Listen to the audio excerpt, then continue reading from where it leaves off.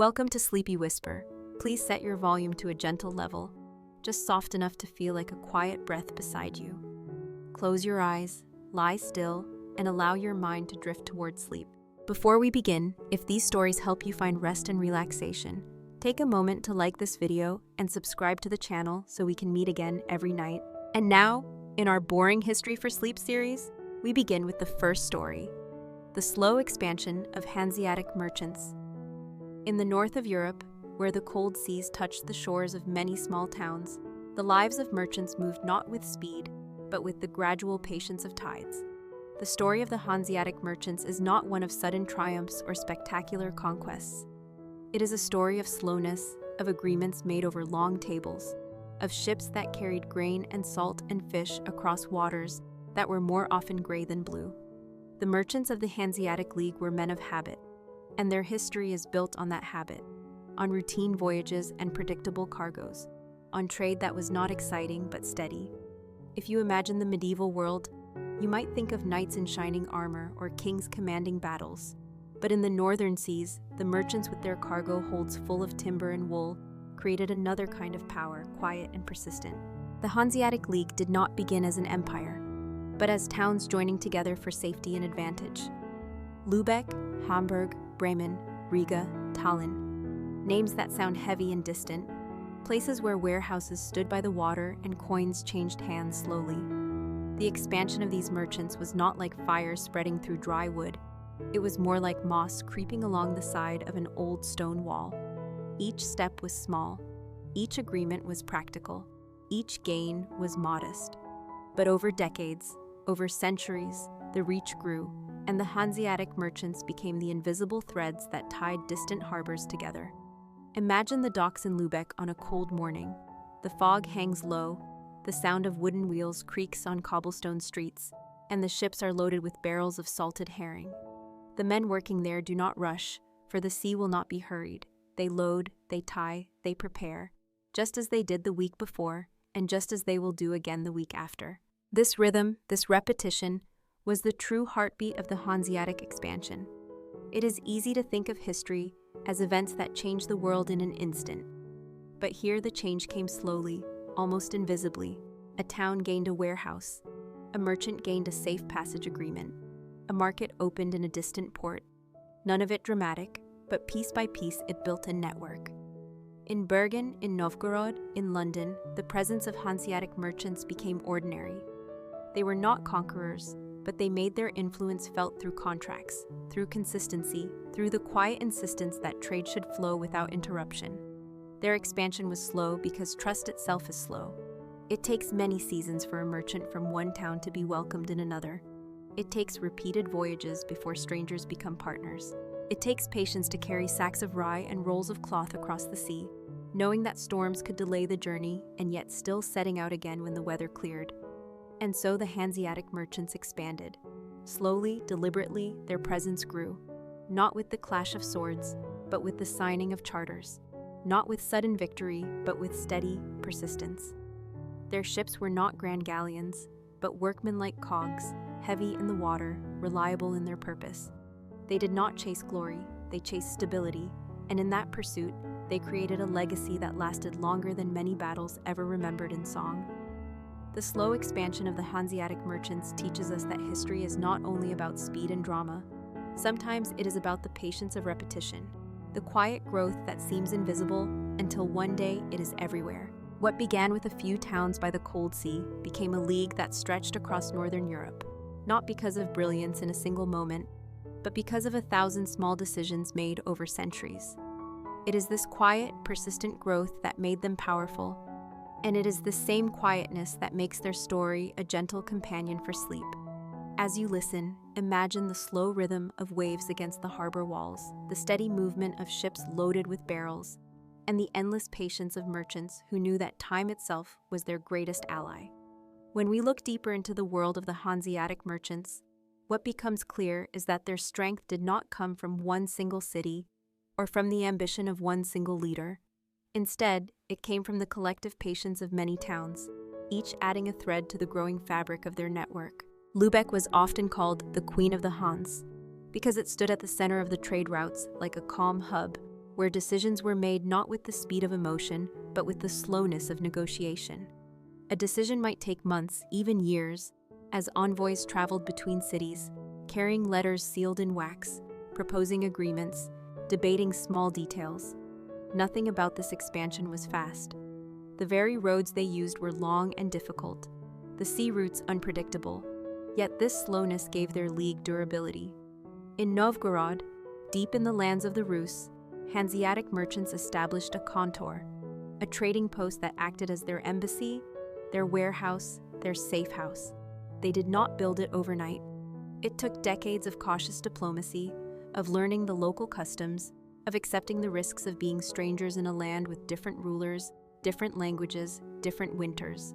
But slowly, as the decades passed, the presence of Hanseatic merchants became as normal in Novgorod as the falling of snow in January. It was the same in Bergen, in Norway, where the fish trade brought barrels of stockfish southward. In return, the Hanseatic ships brought grain and cloth, goods that Bergen needed. It was a relationship not of passion, but of necessity, and necessity endures.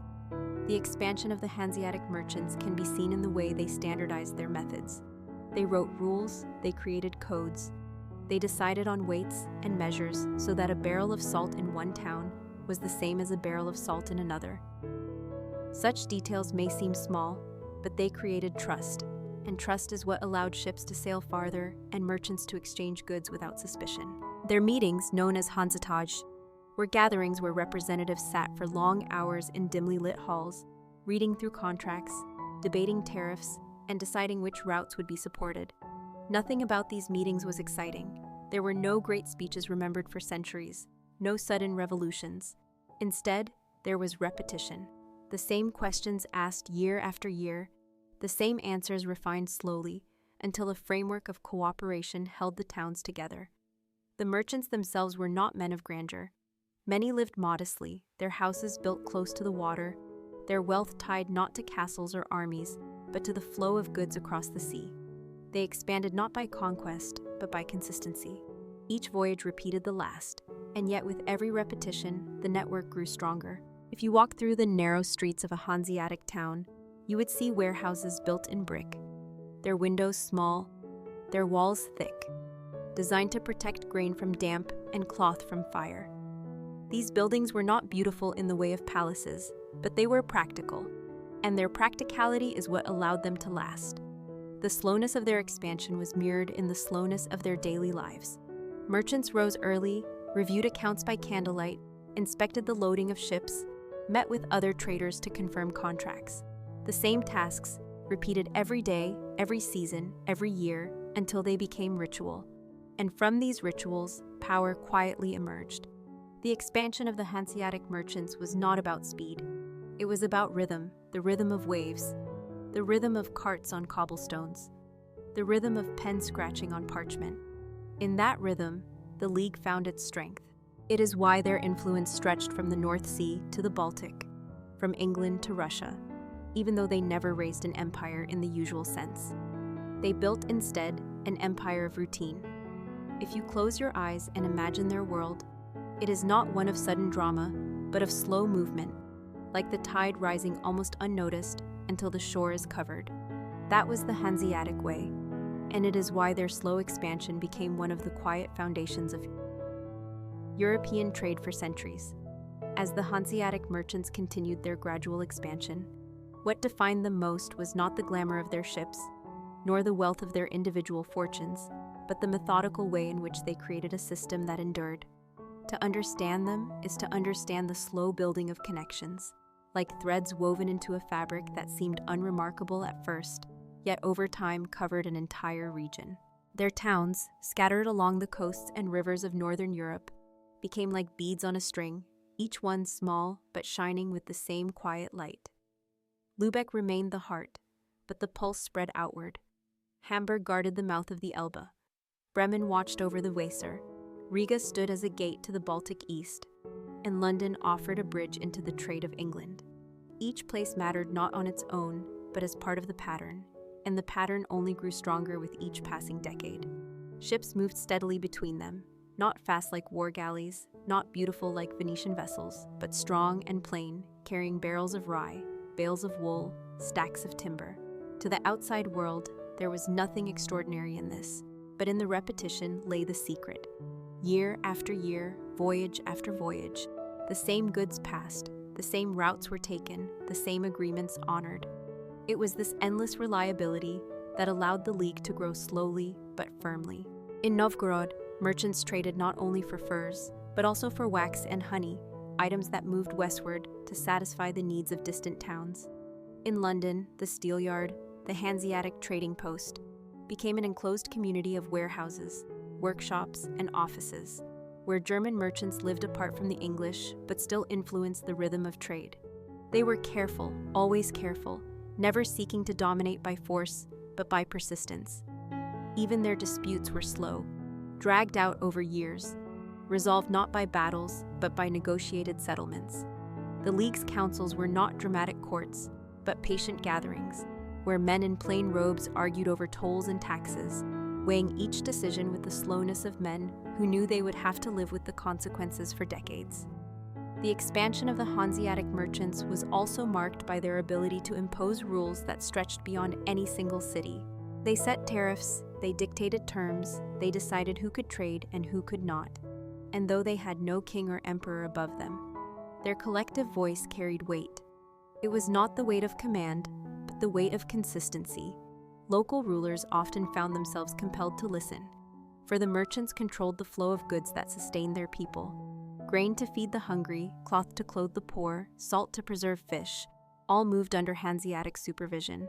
To disrupt that flow was to invite hardship, and so even kings had to treat with caution these quiet merchants who seemed unthreatening at first glance.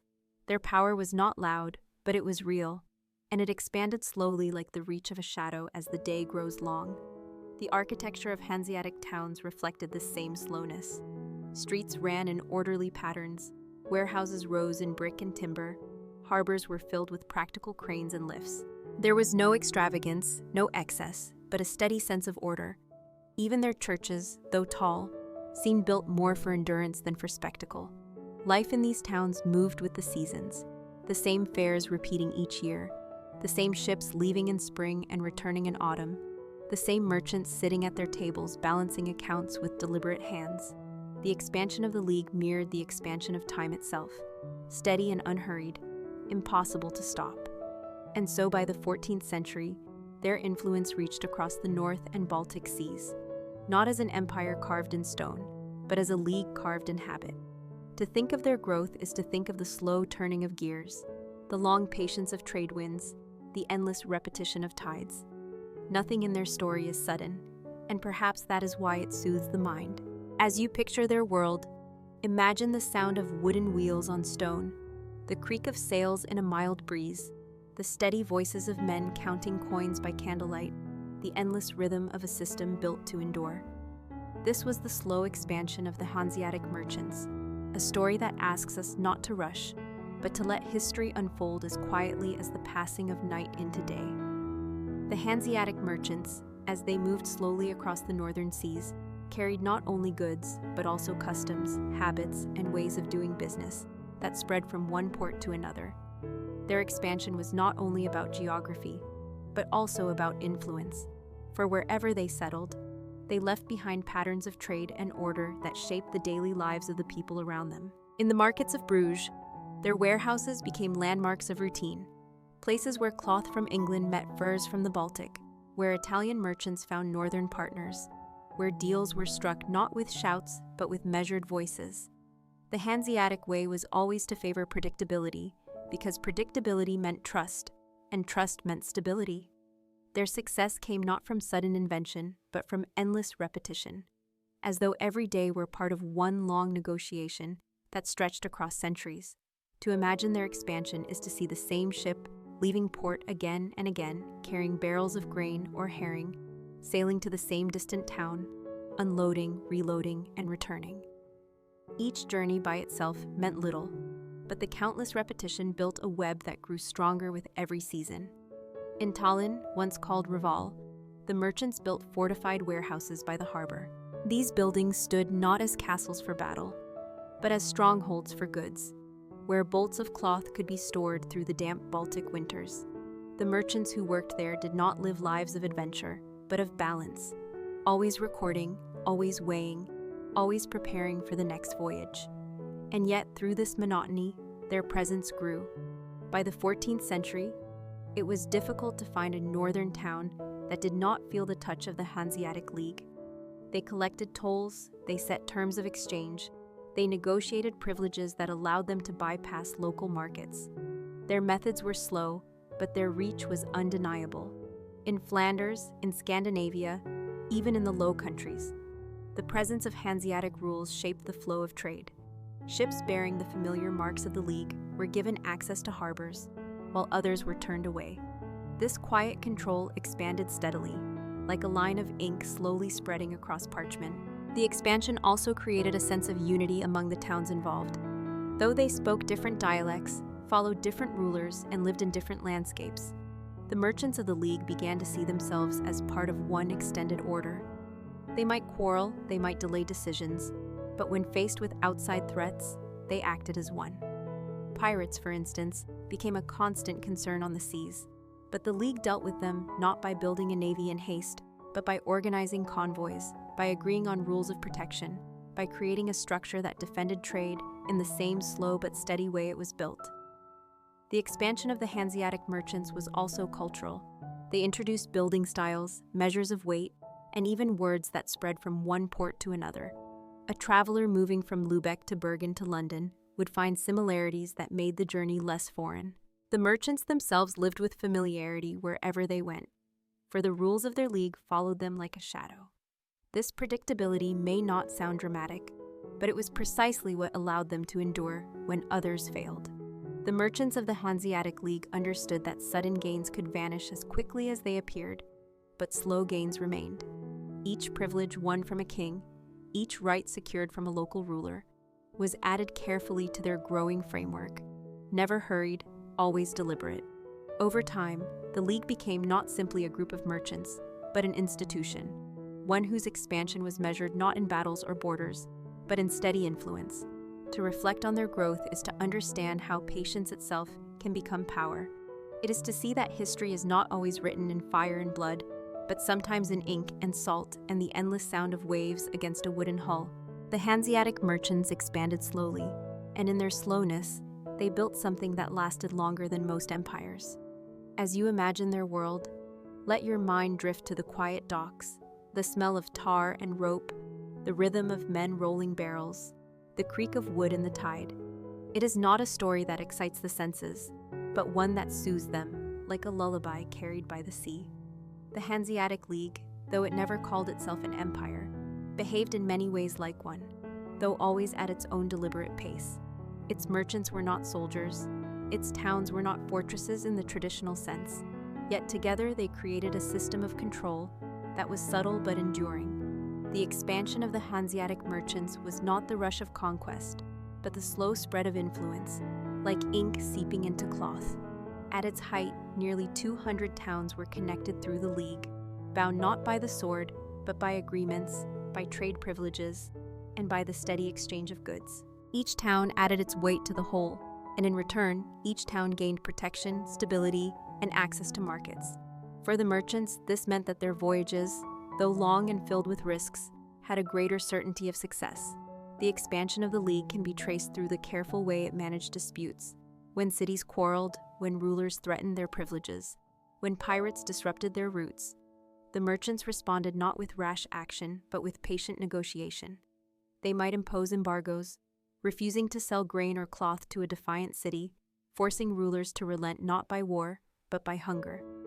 Such tactics required time, but time was what the merchants understood best.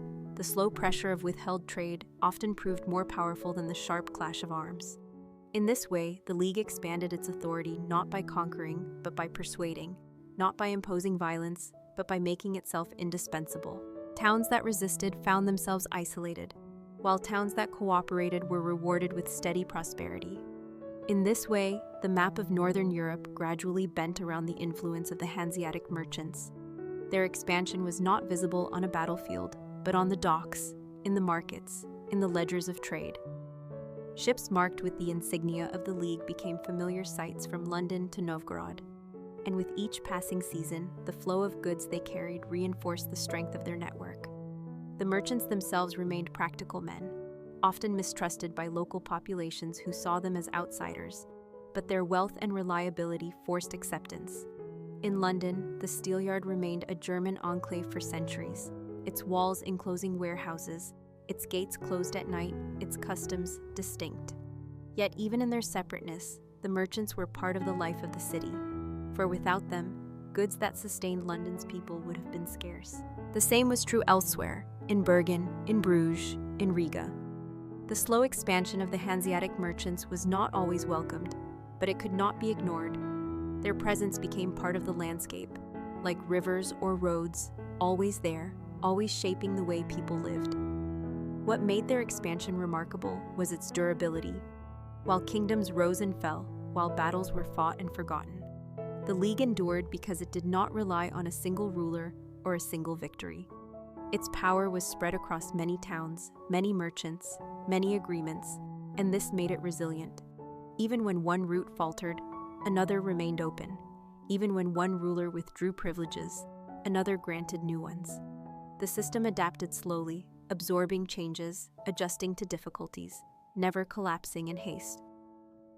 To imagine the expansion of the Hanseatic merchants is to imagine centuries of steady movement, where each generation of merchants repeated the work of the last.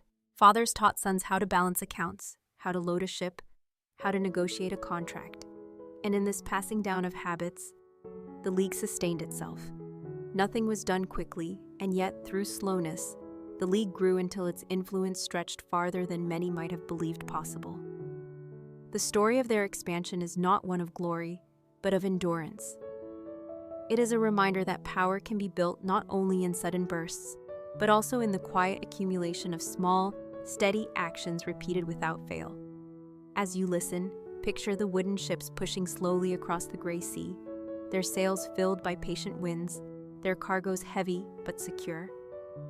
Picture the merchants in candlelit halls, scratching figures into parchment, agreeing to terms that would last for generations. Picture the slow rhythm of history, where time itself carried the merchants forward, not with haste, but with inevitability. This was the slow expansion of the Hanseatic League, steady as the tide, quiet as the falling of snow, and enduring as the patience of the men who built it.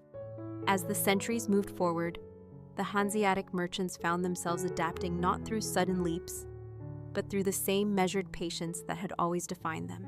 Their expansion was never explosive, but gradual, like the spreading of roots beneath the soil, unseen yet steady. By the 15th century, their network stretched across most of northern Europe, and their reach was felt not only in the harbors, but also in the daily lives of ordinary people who never set foot on a ship. Bread baked in towns far from the coast relied on grain carried in Hanseatic vessels. Clothing worn by peasants in distant villages was often woven from wool that had passed through their warehouses. And even candles lit in parish churches burned with wax that had traveled slowly along their routes. The League's strength lay in this quiet integration, for its expansion meant that life itself was tied to its trade. When we think of their influence, we must imagine not only the merchants themselves, but the ripple effect of their work, touching farmers, artisans, innkeepers, and fishermen. The expansion of the Hanseatic merchants also meant the expansion of rules, for the League imposed order in ways that reached beyond commerce. They insisted on fair measures, on reliable weights, on predictable tariffs, so that a barrel of herring in one port was equal to a barrel of herring in another. This standardization, simple as it may sound, made trade smoother, and the smoother trade became, the more it grew. Their meetings, the Hansetage, continued to be slow affairs, where decisions were made cautiously, debated for days, sometimes left unresolved for years, yet the very act of gathering created unity. Representatives from dozens of towns sat together, their accents different, their loyalties divided, but all bound by the understanding that their prosperity depended on cooperation. Their expansion was thus political as well as economic, for towns far apart came to feel linked through the decisions of the League. In this way, a sense of shared identity formed, not dramatic, not celebrated, but quietly real. The slow expansion of the Hanseatic merchants was also marked by their conflicts, for no growth comes without friction. They found themselves in disputes with kings who wanted more control, with rival merchants who envied their privileges, with towns that resented their dominance. Yet even in conflict, their methods remained slow and deliberate. They preferred embargoes to battles, negotiations to war, patience to haste. When forced to fight, they did so reluctantly, often hiring ships or men rather than raising armies of their own. Even their victories were slow, often achieved through persistence rather than force. Over time, their steady resistance wore down opposition, just as their steady expansion wore down distance. The League's merchants understood that storms pass, rulers change, and wars end, but trade continues. And if they could outlast their enemies, their network would survive. And so it did, for generation after generation. The expansion of the Hanseatic merchants can also be seen in the architecture that still remains today. Brick warehouses with stepped gables, narrow streets lined with merchants' houses, tall churches financed by trade, all these stand as reminders of a world where slow growth created lasting marks. Walking through Lübeck or Gdansk today, one can still see the evidence of their patience, the weight of centuries preserved in stone. The expansion was never loud, but it was enduring, and endurance leaves traces that outlast noise. To imagine their story is to imagine the slow rhythm of medieval life, where ships moved only when the winds allowed, where letters took weeks to arrive, where decisions took months to conclude. In that world, the Hanseatic merchants thrived because they accepted the slowness, worked with it, and made it their strength. Their expansion, though slow, was inevitable, and in its inevitability, it became one of the defining features of Northern Europe for centuries.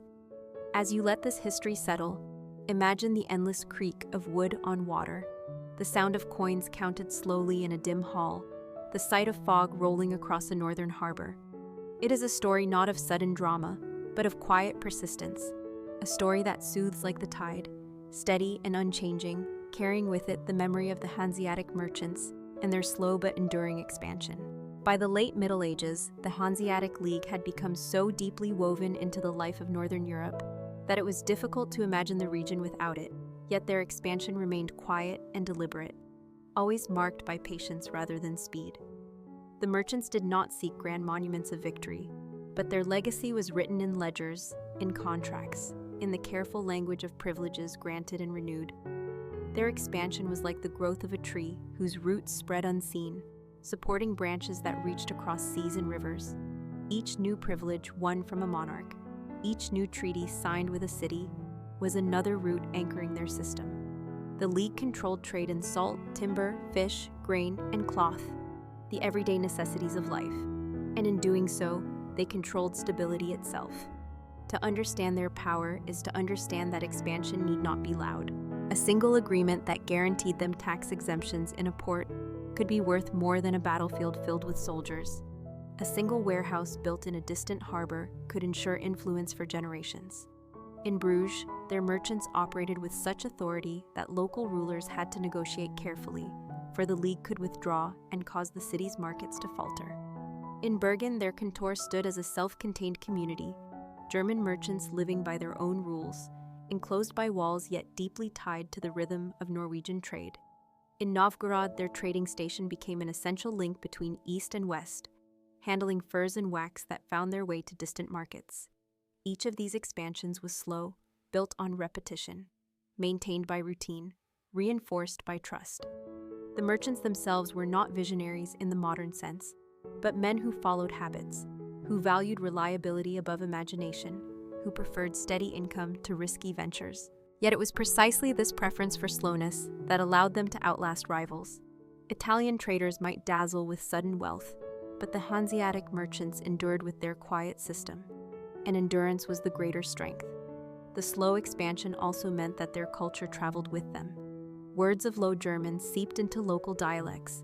Measures of weight became standardized across borders. Architectural styles spread from one town to another. A traveler might notice that in distant ports the warehouses looked familiar. The rules felt the same. The customs echoed those of Lübeck. This familiarity was no accident. It was the product of centuries of steady influence. The expansion was never forced upon people in haste, but absorbed into their lives gradually until it became ordinary.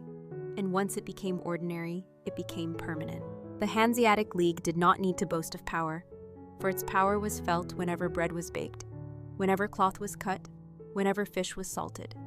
The very necessities of life flowed through its channels, and that quiet control mattered more than banners or armies. As the 15th century unfolded, the League remained a central force, and though rivals challenged it, its slow expansion had already secured a position that could not easily be undone. Its power was not spectacular but structural, and structures last when spectacles fade. To reflect on this story is to see history not as a series of sudden events, but as a long continuum of habits, repeated until they shape the world. The Hanseatic merchants remind us that progress does not always arrive with noise. Sometimes it arrives in silence, carried on the tide, written in the patient ink of contracts, and preserved in the quiet walls of warehouses that still stand today. And as you let this thought rest, imagine again the slow creak of ropes, the shuffle of merchants' feet on stone floors, the soft ringing of coins counted carefully, endlessly, generation after generation. That was their expansion, slow and steady, yet powerful enough to define an era. As the 15th century reached its middle decades, the Hanseatic merchants had already built a reputation that stretched far beyond the cold waters of the Baltic and the North Sea. Yet their manner of expansion remained unchanged, always slow, always deliberate, always careful to move step by step rather than rushing into ventures that could not be sustained. Their story is one of endurance, and endurance rarely comes with drama. It comes instead with patience, with repetition, with a willingness to do the same thing again and again until the routine itself becomes power. In London, their trading base at the Steelyard continued to operate as a community apart, its warehouses stocked with wool and cloth, its accounts balanced by clerks who worked by candlelight long after the city had gone to sleep. They lived by their own rules, guarded their privileges, and made themselves indispensable to the English economy. This was not conquest, but it was control. In Bergen, the German merchants controlled the stockfish trade, a trade so essential to Europe's diet that their influence could be felt on the tables of peasants hundreds of miles away. In Bruges, their privileges allowed them to dominate the cloth trade, and in Novgorod, their station managed the flow of furs that warmed the coats of nobles and merchants in distant lands. Each of these expansions had taken decades to secure, and yet once secured, they endured for centuries. This was the slow rhythm of the Hanseatic League, a rhythm that mirrored the tides upon which their ships sailed. The League's expansion was also a matter of governance, for the towns involved had to find ways to work together across great distances. The Hanseatage meetings continued, sometimes lasting weeks, filled with patient argument over tariffs, privileges, and disputes. Nothing was settled quickly, but in the slowness lay strength, for each decision, once agreed, was built to last.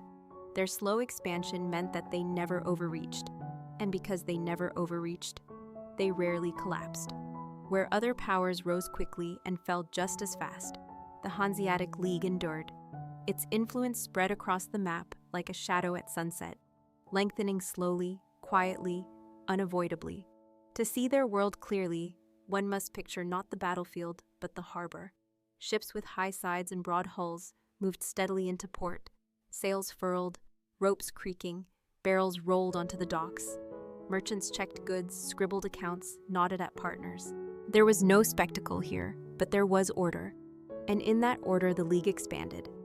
Their presence became part of the normal flow of life, and once normal, it became impossible to imagine life without them.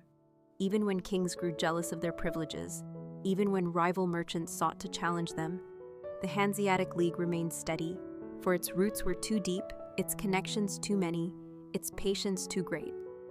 Their expansion was also intellectual, for they carried not just goods but systems of knowledge. They spread ways of recording contracts, of calculating exchange rates, of measuring goods. These practices, slow to be absorbed, eventually shaped the commercial life of entire regions. In this way, their expansion was not only economic but cultural, embedding itself in the habits of people far from their original towns. It was slow, but it was profound. To reflect on their story is to see that history can move not in leaps, but in inches, and that those inches, accumulated over centuries, change the world. The slow expansion of the Hanseatic merchants shows us that the patient rhythm of trade can be as powerful as any army, that barrels of fish and sacks of grain can shape lives as surely as crowns and swords. And as you drift into rest, imagine the sound of waves against the hull of a cog, the muffled voices of merchants counting goods, the steady pace of footsteps on cobblestones. Nothing hurried, nothing loud, only the slow continuation of a system that endured through time. That is their story, and in its slowness lies its quiet power. By the later years of the 15th century, the Hanseatic League had already reached its height, and its slow expansion had built a network so wide and so familiar that many towns simply accepted its presence as part of life itself. Yet even as it endured, its very slowness meant that challenges emerged gradually, just as its rise had been gradual. Rivals in trade began to grow stronger, monarchs more centralized in their ambitions, southern merchants more daring in their ventures.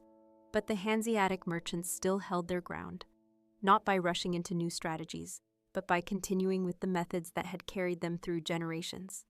Their expansion had always been about patience, and patience remained their greatest strength. In London, the Steelyard still stood as a walled German enclave, its gates closing at night, its warehouses stacked high with goods, its clerks carefully recording every shipment. In Bergen, their dominance over stockfish continued, though local resentment grew as Norwegians felt overshadowed by foreign merchants. In Bruges, they maintained their privileges, even as Antwerp began to rise as a rival center. And in Novgorod, though relations with the Russians became strained, the Hanseatic post still managed the flow of goods.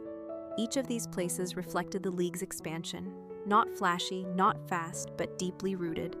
The merchants themselves continued to operate with the same routines: voyages in spring and summer, ledgers checked in autumn, goods stored through winter. The rhythm of their work matched the rhythm of the seasons, and this gave their expansion a natural quality, as if it were part of the turning of the year. To watch them was to watch the passing of time itself, slow and steady, never hurried, never stopped. Their power was often challenged but rarely destroyed, because it was spread so thinly across so many towns, so many routes, so many agreements. One loss did not break the League, for another path always remained. Their expansion had created resilience, and resilience meant survival. Yet it is also true that by this time, the very slowness that had made them strong left them less able to adapt to sudden change. Italian and Iberian merchants, daring to cross oceans, began to open routes that the Hanseatic cogs never sailed. Monarchs in England, Denmark, and Poland grew less willing to grant privileges to outsiders, preferring instead to favor their own. The expansion of the Hanseatic merchants had reached its natural boundaries, and from there it could not move much farther. But even in this, the story remains one of slowness, for their decline would be as gradual as their rise. Nothing ended overnight. Their warehouses did not vanish in a single year. Their ships did not stop sailing at once. Instead, the same rhythm continued, slowly weakening, slowly changing, but still repeating itself across decades. This is why their expansion is remembered not for sudden drama, but for endurance. It shows us that influence can be built so deeply into the fabric of life that it fades only with great patience, just as it had once grown. The slow expansion of the Hanseatic merchants thus stands as both a lesson and a lullaby. It tells us that small steps, repeated without fail, create vast networks. It reminds us that endurance often matters more than brilliance, that quiet repetition can shape the world as surely as bold invention. And as you think of their story, picture again the silent harbors, the fog over the Baltic, the endless counting of coins, the soft murmur of merchants at their tables. This was their world, and though it moved slowly, it moved with certainty, leaving behind traces that still remain in the cities they once called their own. The story of the Hanseatic merchants does not end with a single moment of collapse, for just as their rise had been slow and patient, their decline followed the same quiet rhythm. In the 16th century, the world around them began to change, and new forces reshaped the patterns of trade. The discovery of new sea routes drew attention away from the narrow waters of the Baltic and the North Sea, and monarchs in England, Denmark, and the Netherlands grew stronger, less willing to tolerate foreign privileges in their ports. Yet the Hanseatic merchants did not vanish suddenly, for their habits were too deeply rooted to be undone in an instant. They continued to sail their sturdy cogs, to store grain in their warehouses, to gather in their Hansatage meetings, debating and negotiating with the same careful patience as always. But slowly, year after year, their influence weakened. Cities that once depended upon them found new partners. Towns that once followed their rules began to make rules of their own. The expansion that had carried them so far could carry them no farther, for the world beyond their reach was moving faster, and their strength had always been in slowness. Still, their legacy endured. In Lübeck, in Hamburg, in Bremen, the great warehouses remained, built of brick and timber, standing tall beside the water. In Gdansk and Tallinn, the outlines of Hanseatic influence could still be traced in the streets, in the guild halls, in the quiet order that trade had left behind. Even as their power faded, the rhythm of their history lingered in the life of these towns.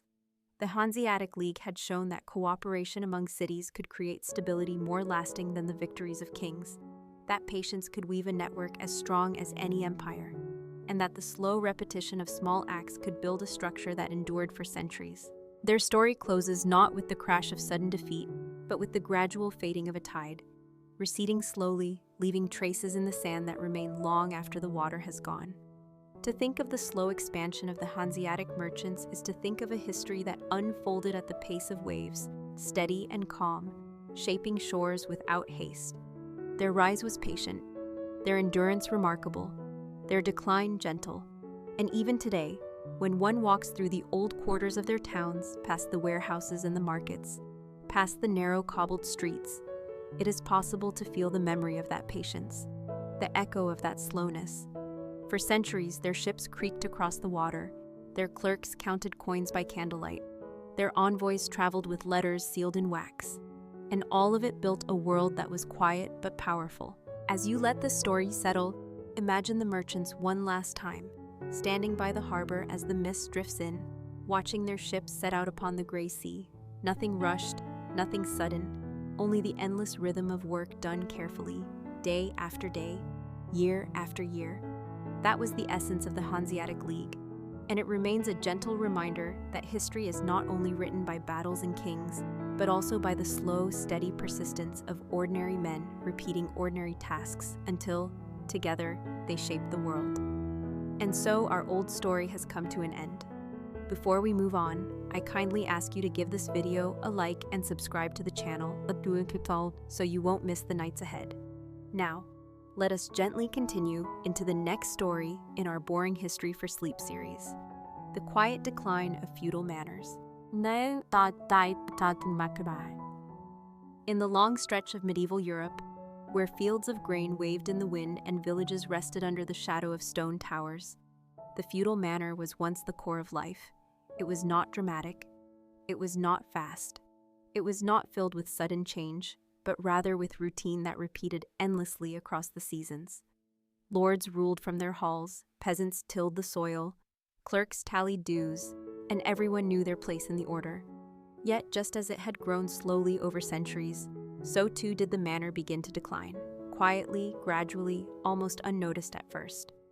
The decline of the feudal manors was not a collapse, but a fading, a long unraveling of a system that once seemed permanent. To understand this decline, one must picture the manor itself, a village clustered around fields and meadows, with a mill by the river, a church spire rising above, and a hall of timber or stone where the lord resided. Everything within the manor was tied to obligation. Peasants owed labor, sometimes a few days each week, sometimes during harvest, sometimes in special tasks like repairing roads or maintaining ditches. In return, they received protection, or at least the promise of protection, from their lord. For centuries, this rhythm held steady, but slowly, pressures began to wear it down. One of the first quiet forces of decline was population change. In times of famine or plague, the number of peasants shrank, and with fewer hands to till the fields, lords found themselves unable to maintain the same control. Labor became valuable, and peasants who survived began to demand more freedom, more favorable terms, or sometimes simply left for towns where wages were higher. Another force was the growth of trade. As markets expanded in towns and cities, peasants began to see opportunities beyond the manor. They could sell surplus grain, or they could work for wages. And with coin in hand, they were less tied to the obligations of feudal labor. The manor system, built on self-sufficiency, grew weaker as people looked outward. And still, the change was slow, stretching across generations, often invisible until one looked back. Imagine a manor in the 13th century. The peasants are gathering hay, the Lord's steward is watching, the church bell rings for evening prayers. It seems eternal, yet beneath the surface, small cracks are forming. Each peasant who sneaks away to work in a town, each field left fallow for lack of hands, each market day that draws villagers away, these are signs of decline. The manor does not fall in one moment, but loses strength like a candle that burns steadily lower. Another quiet factor was money. As coinage spread, dues that had once been paid in grain or labor were increasingly paid in silver. This shift gave peasants more flexibility, but it also weakened the old ties of dependency. Lords who once commanded work directly now had to bargain. And bargaining is always slower and less certain than command. Over time, the system of manorial dues became complicated, less rigid, and in that complication, the old clarity faded. The church, too, played its part, for monasteries and abbeys often bought land, managed it differently, and introduced practices that loosened the hold of feudal lords. Slowly, alternative models of landholding appeared, and the old manor lost its singular role.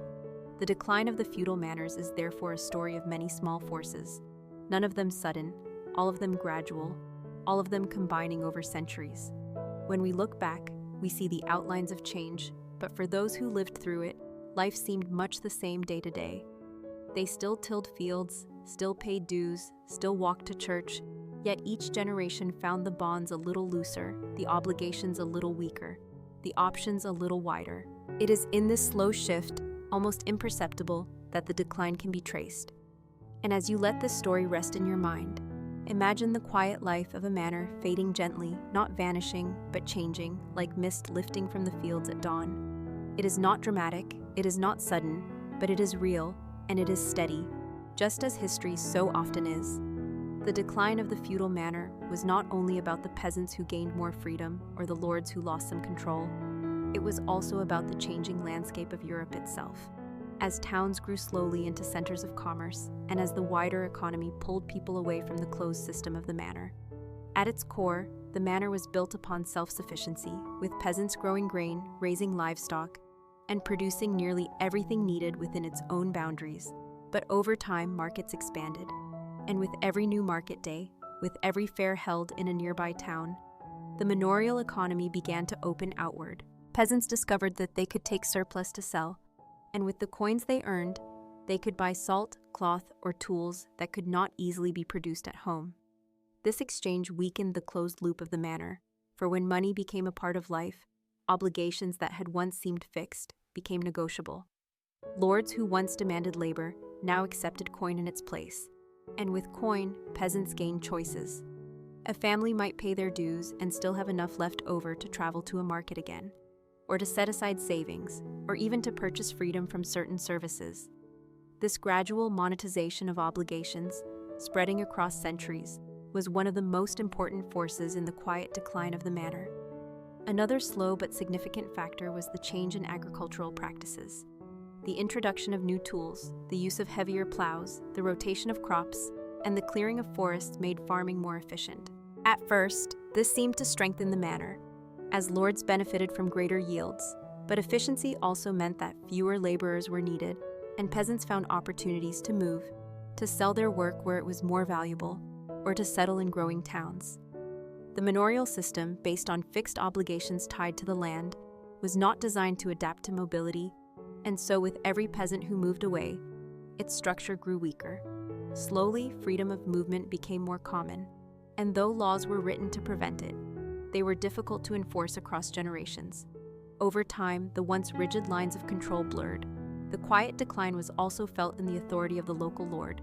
In the height of feudalism, the lord of the manor held not only land, but also judicial power, the right to judge disputes among peasants, to levy fines, and to enforce duties. But as royal courts grew stronger, and as centralized kingdoms extended their influence, the authority of lords diminished. Peasants who once had no choice but to submit to the manor court could sometimes appeal to higher justice. And this too chipped away at the absolute control of the local lord. The manor remained, The routines of labor and harvest continued, but the framework of power was loosening. Religion also shaped the slow decline. The church, with its growing wealth, often purchased land and managed it in different ways. Monastic estates, while similar to manors, were often less rigid in their obligations, and peasants sometimes found themselves in slightly better positions under ecclesiastical landlords. This contrast further undermined the universality of the feudal system, showing people that alternatives existed. The decline of the feudal manor, then, was a combination of economic, social, and political currents, all moving slowly, never in haste, but together eroding the foundation of the old system. To live through it was not to see sudden collapse, but to notice small shifts, the gradual presence of coins in the market, the chance to move to a nearby town, the weakening of the Lord's court. Each change by itself seemed small, but across generations they became decisive. And as you reflect upon this, picture the manor as a candle that still burns, yet the flame grows smaller with each passing hour, not extinguished all at once, but fading slowly, gently, until it is only a memory. Such was the quiet decline of the feudal manors, steady, gradual, and enduring. A reminder that history often moves at the pace of patience. The decline of the feudal manor was also shaped by the steady growth of towns and cities, which over the course of centuries drew more and more people away from the fields and into the streets of commerce. At first, towns were small and dependent on the surrounding countryside, but as trade expanded across Europe, they became magnets of opportunity. A peasant tied to the manor might hear of wages being offered in a nearby town, of markets filled with goods from distant places, of fairs where merchants gathered from across the land. Slowly, step by step, such opportunities pulled people away from the rigid obligations of manorial life. Some left secretly, some negotiated their way to freedom, and some simply found that lords were less able to enforce restrictions as labor shortages persisted. Over time, the saying, "town air makes you free," became a quiet truth, for those who lived long enough in a city often gained a kind of independence that no manor could provide. This migration was not a flood but a trickle, repeated generation after generation, and in the repetition, the manorial system lost strength. The manor, designed for a world of subsistence, could not compete with the lure of coins, markets, and mobility. Another factor in the slow decline was the changing balance of military power. In earlier centuries, the lord of the manor offered protection to peasants in exchange for labor and dues. Castles and knights stood as symbols of that promise, and in a world of frequent raids and local conflicts, the promise was valuable. But as kingdoms became stronger, as monarchs raised larger armies and enforced wider peace, the need for local protection diminished. A peasant who once relied on a manor's walls now looked to the king's peace, and the justification for feudal obligations weakened. The manor still stood, the lord still held court, but the bond was no longer as absolute. It was as if the very foundation of fear and dependence, upon which the system had rested, was quietly eroded. Economic change, too, played its part. The expansion of long-distance trade brought new goods into villages, items that could not be produced within the manor. Salt, iron tools, fine cloth, and even luxury items filtered down slowly from markets, and with them came new desires. Peasants who once accepted the cycle of subsistence began to see possibilities beyond it. This shift in mindset, subtle though it was, contributed to the erosion of feudal ties. A man who could imagine more was less willing to remain bound. Lords attempted to adapt, sometimes by leasing land instead of demanding labor, sometimes by commutating services into cash payments. But every adaptation marked a step away from the old system. Each compromise was a small surrender, and with every surrender the manor lost its traditional form. The decline was not a sudden collapse, but an evolution, where the shape of the manor blurred into something different, less rigid, less absolute, less central. The daily life of a manor still continued, the ringing of the church bell, the plowing of fields, the collection of dues, but the weight of these routines no longer carried the same permanence. To live in such times was to feel continuity on the surface and change beneath it, as if the ground itself was slowly shifting. And when we look back, we see the decline as inevitable, though for those who lived through it, it was barely noticeable from day to day. The quiet decline of feudal manors is thus not a story of destruction, but of fading relevance, a slow transition to a new order. It reminds us that even systems that appear eternal are subject to time, and time moves with patience, not haste. Imagine the manor fields at dusk, the peasants returning from their work, the steward recording dues, the lord seated in his hall. Everything looks unchanged, yet everything is changing, softly, gradually, unavoidably. This is how the feudal manor declined, not with noise, but with silence, not with fire, but with the passing of generations. The slow decline of the feudal manor can also be seen in the shifting relationships between peasants and lords. For as time passed, the rigid bonds that had once tied them together began to loosen in small but important ways. In the earliest centuries of the manorial system, the peasant's role was clear and inescapable. His life defined by obligations of labor, dues in kind, and the authority of the lord's court. Yet as economic opportunities widened and social conditions changed, these obligations were slowly renegotiated. A peasant who once worked 3 days a week on the lord's domain fields might instead pay a sum of money and work fewer days. A family who once owed chickens, eggs, or honey at certain festivals might offer coin instead. And with coin came choice, for money could be earned in different places and spent in different ways. The manor, once a closed circle of production and obligation, became permeable, and through those small openings, freedom entered. Another sign of decline was the weakening of the lord's direct authority. In earlier centuries, the lord's manor court settled disputes, punished offenses, and enforced duties. The steward recorded fines, the bailiff collected rents, and peasants were bound to accept this system. But over time, royal justice grew stronger, kings extended their courts, and even peasants began to look beyond the manor for protection and fairness. A case that might once have ended in the manor court could now be appealed higher, and lords, no longer absolute, found their authority questioned. The slow encroachment of centralized power undermined the feudal structure, not in a single stroke, but in decades of gradual change. The decline was also cultural, for as towns grew and literacy spread, ideas of law, of rights, and of contracts became more common. Peasants who handled coins, who traveled to markets, who heard news from travelers, slowly came to see themselves not only as bound tenants, but as individuals with possibilities. Lords, too, found themselves adapting. Many began to lease their domain lands to tenants for fixed rents, rather than relying on labor services. This brought more predictable income, but also reduced the personal control that lay at the heart of feudalism.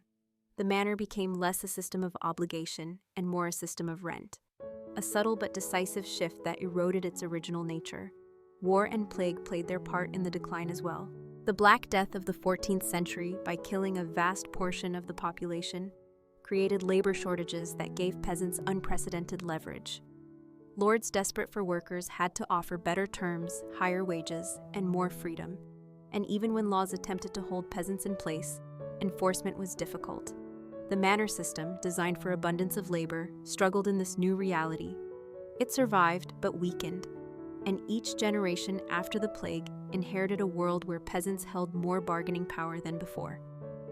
The long wars of the period also drained resources, forcing lords to sell land, to mortgage their estates, or to reduce their demands.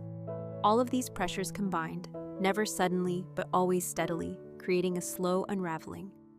To live through this decline was not to see the manor vanish overnight, but to notice that obligations became lighter, that movement became freer, that authority seemed less absolute. The manor still stood, its fields still plowed, its dues still collected, but the old weight was gone. What replaced it was something looser, more flexible, less rigid. And in that flexibility lay the end of feudal manorial dominance. When we reflect on this quiet decline, it is important to remember its pace. Nothing happened in haste. Change was measured in lifetimes, in generations, in centuries. What one peasant experienced as a small adjustment, another saw as a new possibility. And across time, these small changes reshaped the entire structure. The feudal manor did not fall with a crash. It faded like a twilight sky, each moment still recognizable, until suddenly night had come and the day was only a memory. The quiet decline of the feudal manors is also traced in the way land itself was used and valued. For in the earlier centuries of feudalism, land was not simply property, but the foundation of the entire social order, binding lord and peasant together in obligations that seemed unbreakable. Over time, however, the meaning of land began to change, and with that change, the manor lost its old certainty. Where once land was held in exchange for labor and loyalty, it gradually became something that could be leased, sold, or transferred for coin. Lords who once relied upon the fixed services of their peasants discovered that commuted payments in money were more practical, giving them funds they could spend elsewhere. But in accepting money rather than labor, they loosened the ties that had kept peasants bound to the manor. A tenant who paid his rent in coin could, in time, choose where to earn it. And in that choice lay freedom. Slowly, the economy of manors shifted from one of direct service to one of rents, and the transformation eroded the personal relationship between lord and tenant that had defined feudal life. This process unfolded slowly, sometimes almost invisibly, as contracts changed one by one, as villages adapted season by season. Yet when seen across centuries, it becomes clear that the manorial structure was giving way to something different, something more flexible, something less absolute.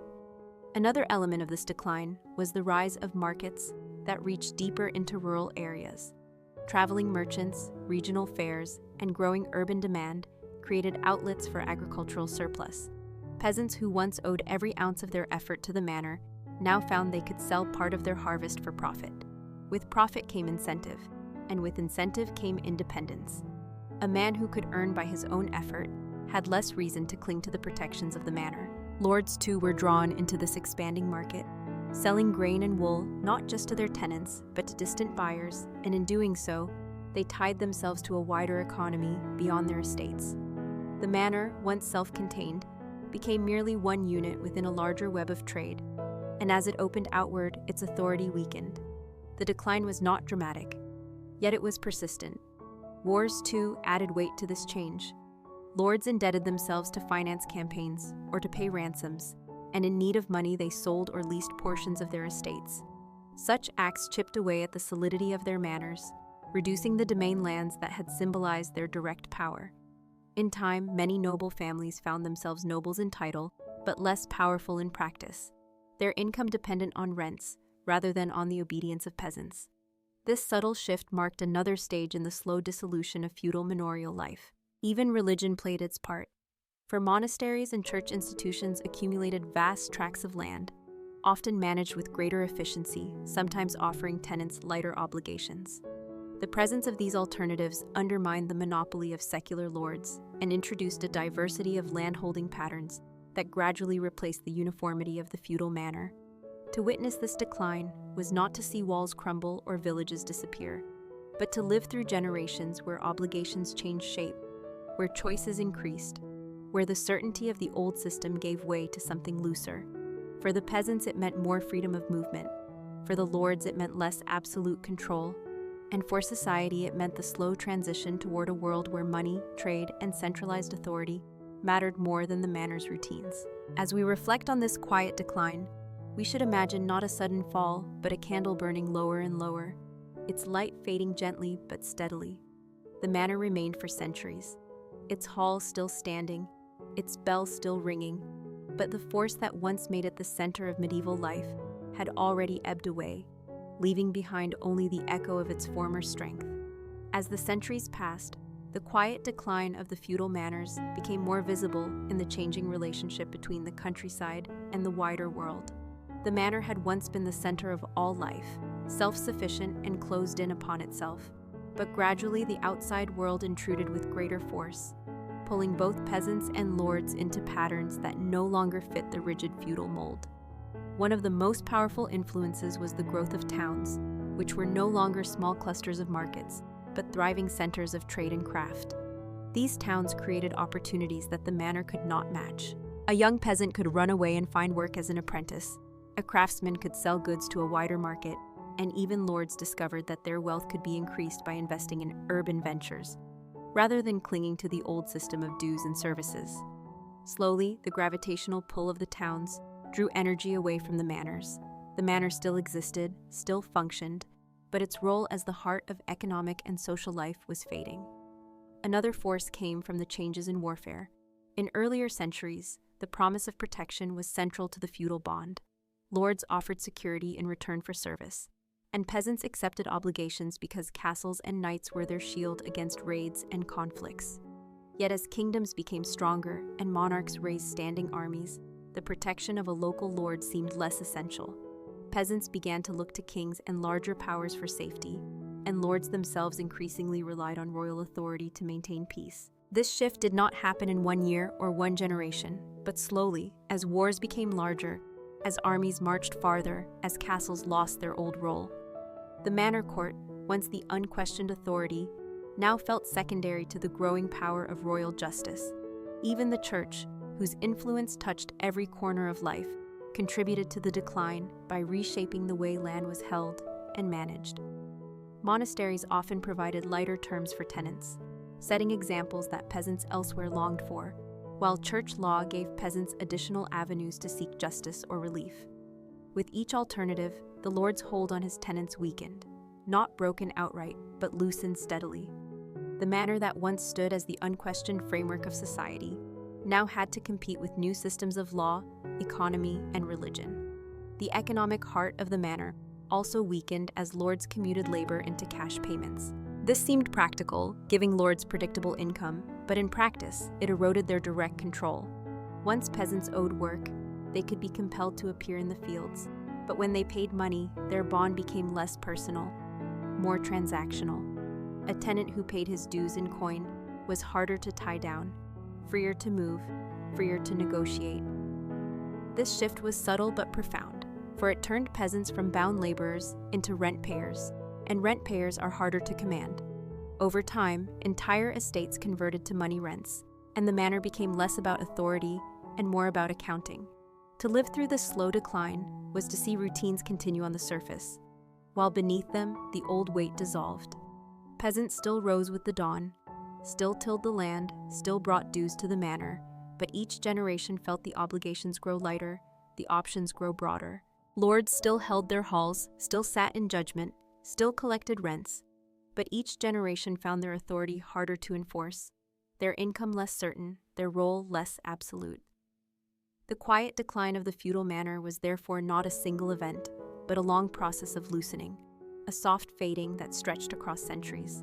And when we look back, we see not collapse, but transformation, a steady shift toward a new order where towns, trade, and centralized states replaced the old self-contained village estate. Imagine the manor fields at sunset, the harvest gathered, the steward tallying accounts, the peasants returning home. It all looks the same as it did 100 years before, yet everything has changed. For the meaning of those routines is no longer what it once was.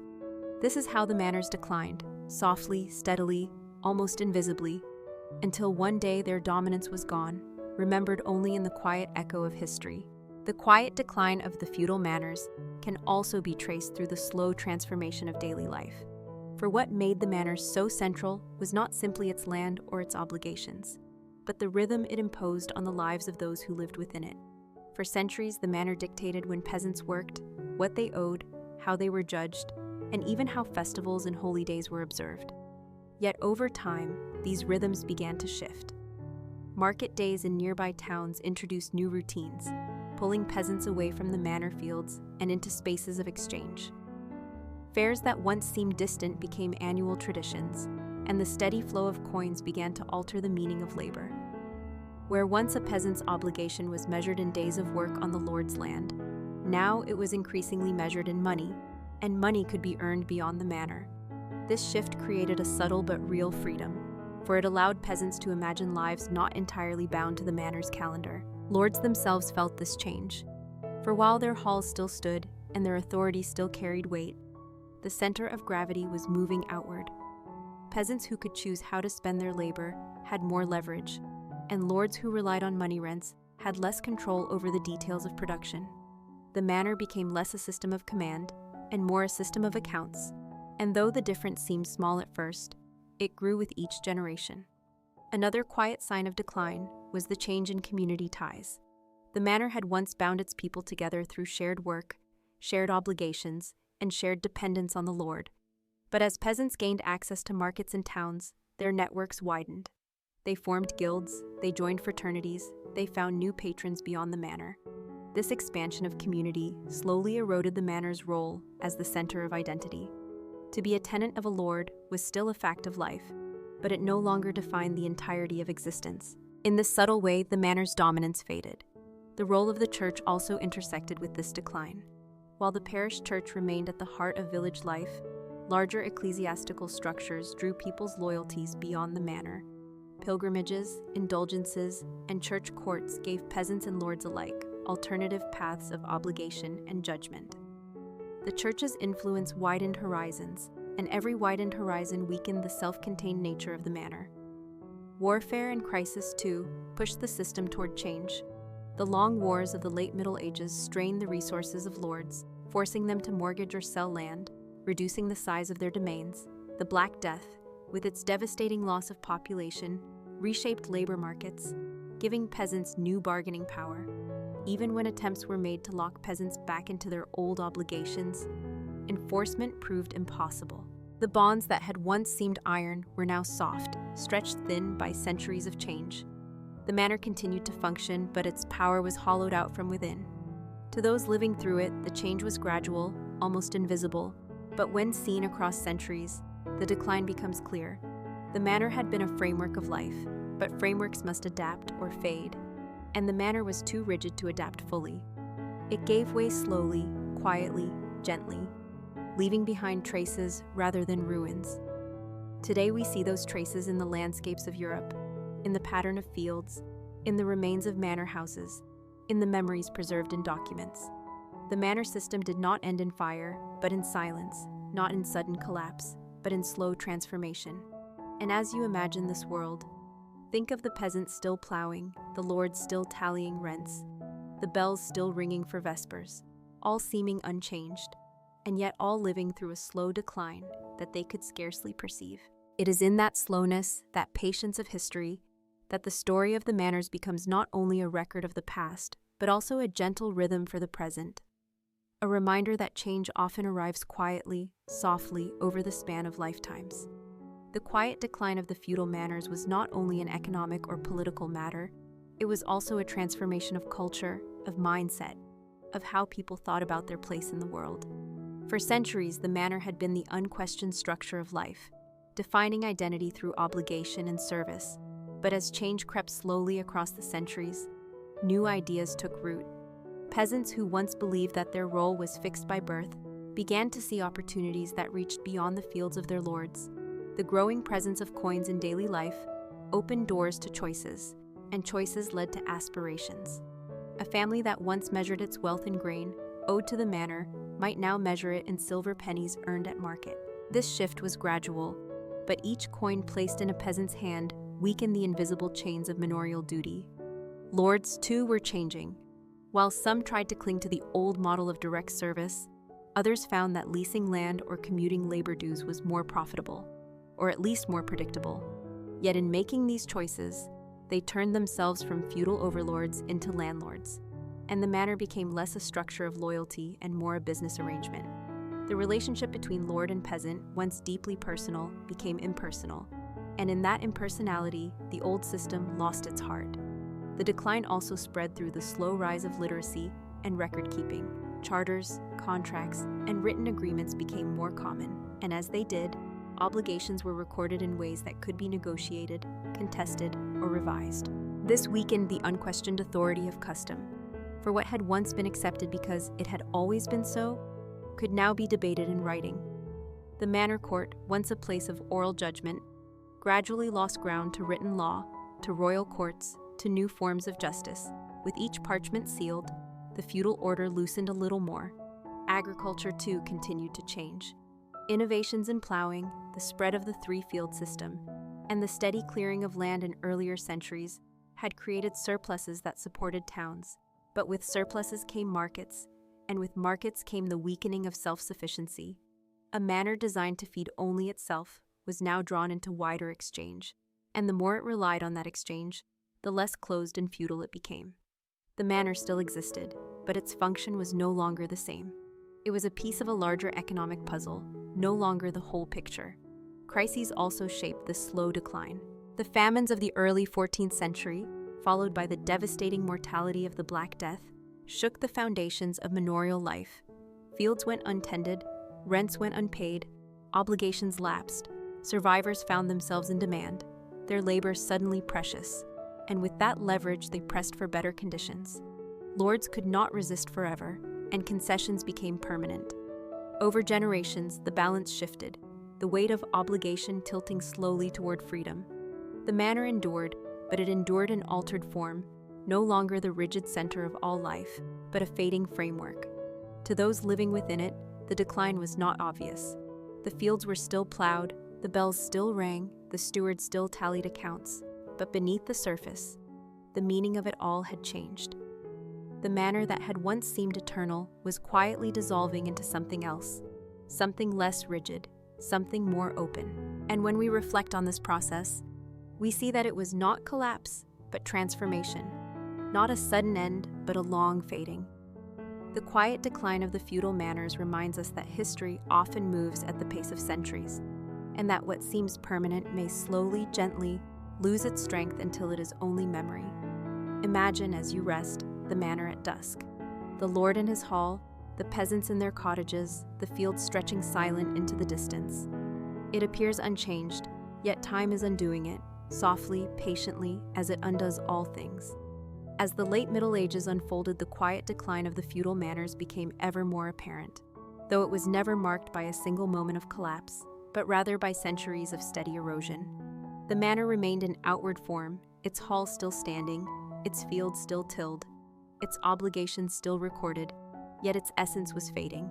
The shift from labor service to rent payments had already transformed the relationship between lord and peasant, and this transformation deepened over time.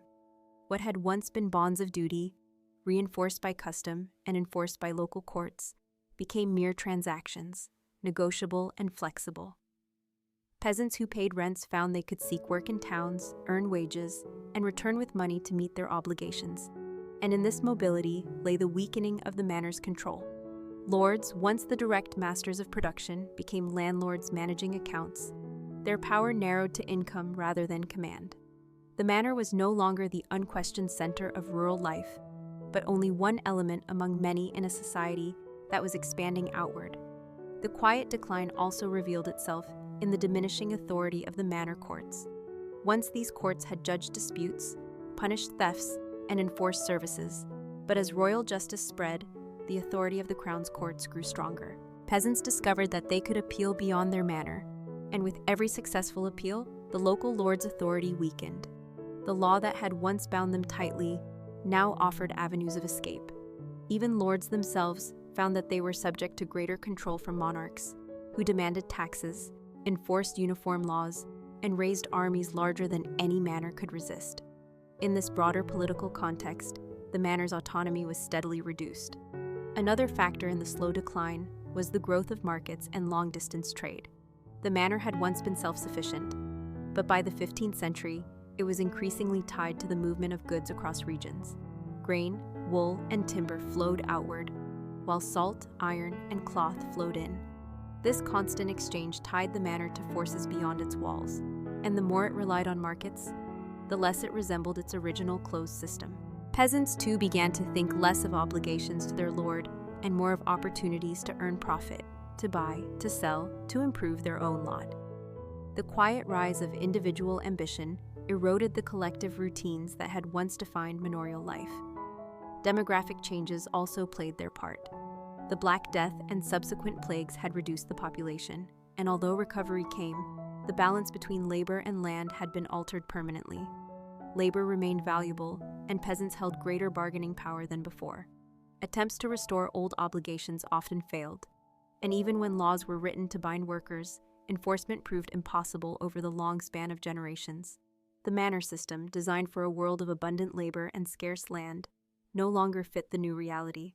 Lords themselves faced difficulties, for wars and debts often forced them to sell or lease parts of their estates, reducing their control. Many noble families remained noble in title, but poor in income, and their halls, though imposing, masked weakness within. This weakening of the nobility furthered the decline of the manor, for without strong lords to enforce it, the system could not hold. To those living in the 15th century, life seemed to continue as before. Peasants still worked fields, lords still collected dues, the church still rang its bells. Yet beneath the surface, the structure was unraveling, its bonds loosening, its authority waning. The manor did not vanish, but its dominance slipped away quietly, leaving behind fragments that were absorbed into new systems of economy and governance. When we reflect upon this slow decline, we see not a dramatic fall, but a long fading twilight, where each generation carried on as if nothing had changed, yet everything was changing. The feudal manor became less a reality and more a memory, its decline as patient as the turning of the seasons, its end as gentle as the setting of the sun. The story of the feudal manors does not end with a single moment of destruction, for just as they had risen slowly across the early Middle Ages, so too did they fade with patience and quietness across the later centuries.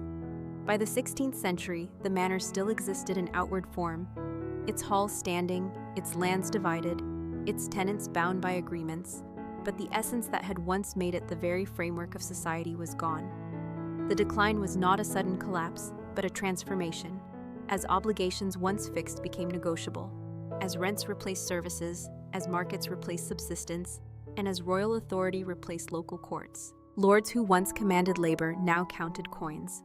Peasants who once bowed under obligations now walked to towns with freedom to sell their labor, and the manor that had once seemed eternal became only one option among many.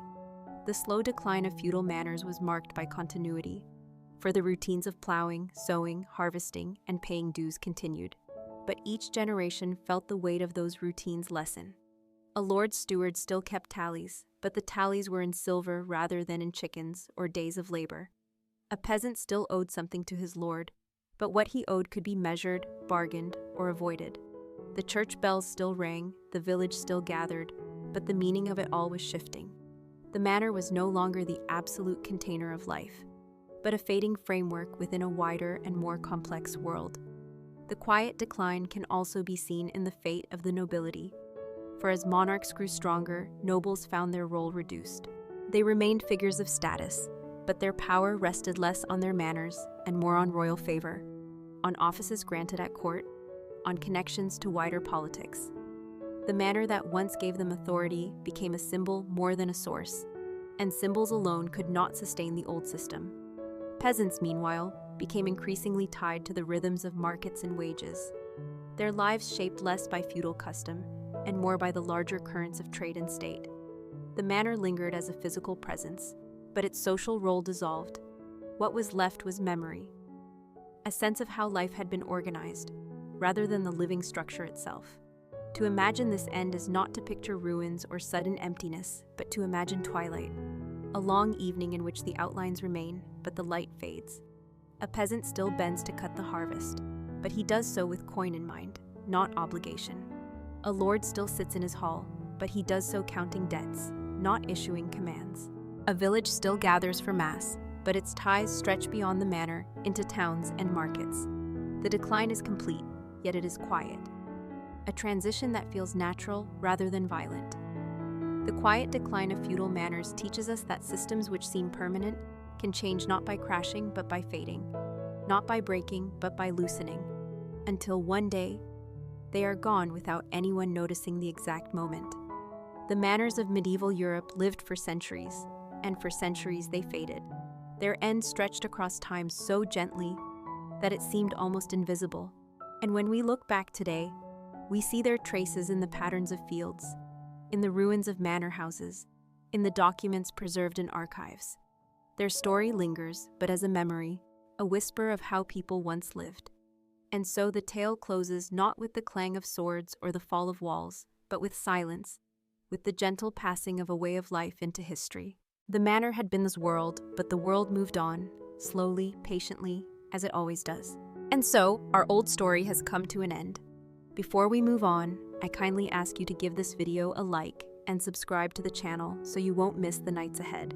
Now let us gently continue into the next story in our Boring History for Sleep series. The long timber trade of Scandinavia.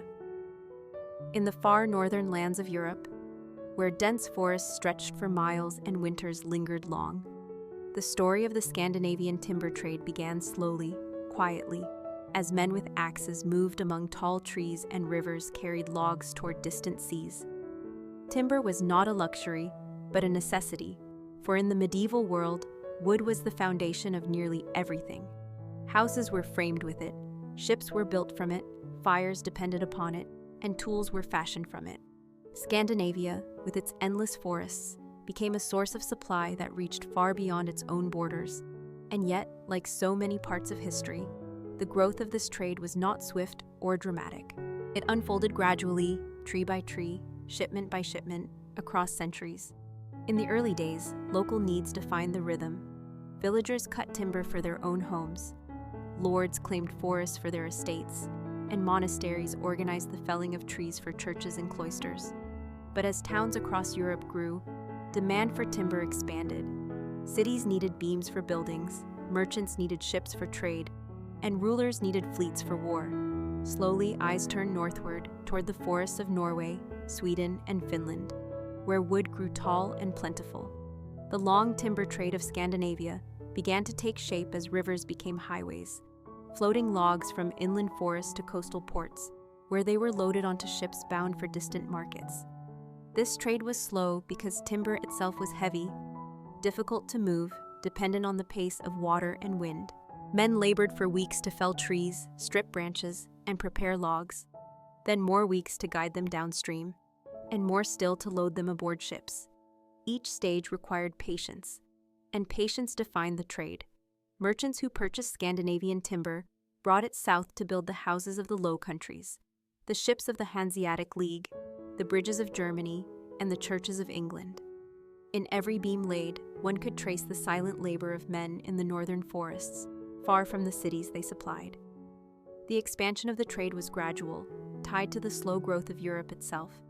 As towns rose, demand rose. As fleets expanded, orders increased. As cathedrals reached upward, timbers were needed to hold their roofs. The forest seemed endless, and so the supply continued, steady and constant. Lords in Scandinavia claimed rights to the timber, monasteries managed forests with care, and peasants found part of their livelihood in felling and floating logs. It was not an easy life. Winters were harsh, summers short, and the work demanded strength. Yet the trade endured because wood was life, and the forest gave it generously.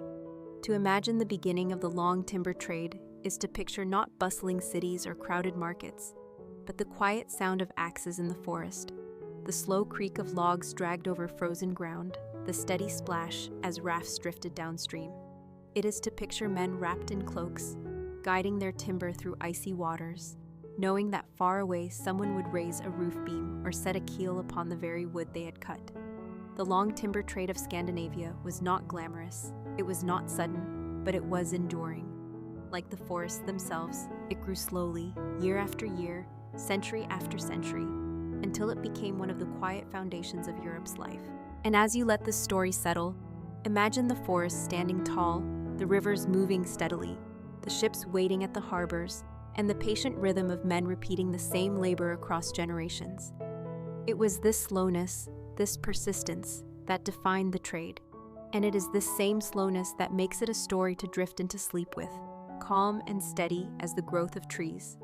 The long timber trade of Scandinavia continued to grow slowly across the medieval centuries, shaped by the rhythms of the forest, the rivers, and the demands of distant markets.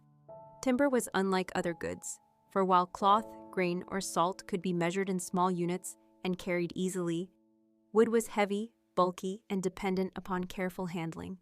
This made the trade laborious, but it also made it steady, for demand never ceased. Every village needed houses, every town needed halls, every ship required planks and masts, and every cathedral required beams to support its roof.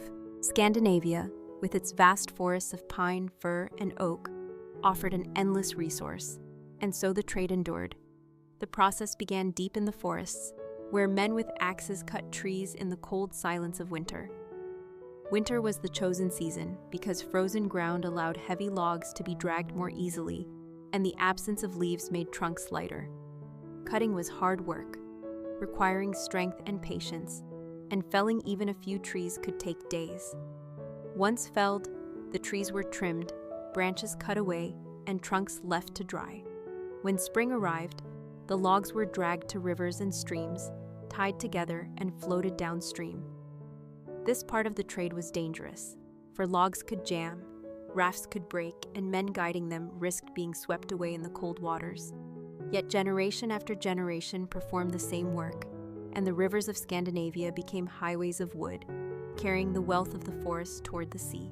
At the coastal ports, timber was collected in piles along the docks. Merchants measured and sorted it, assigning it to different purposes: long straight trunks for masts, thick beams for construction, lighter planks for flooring or furniture.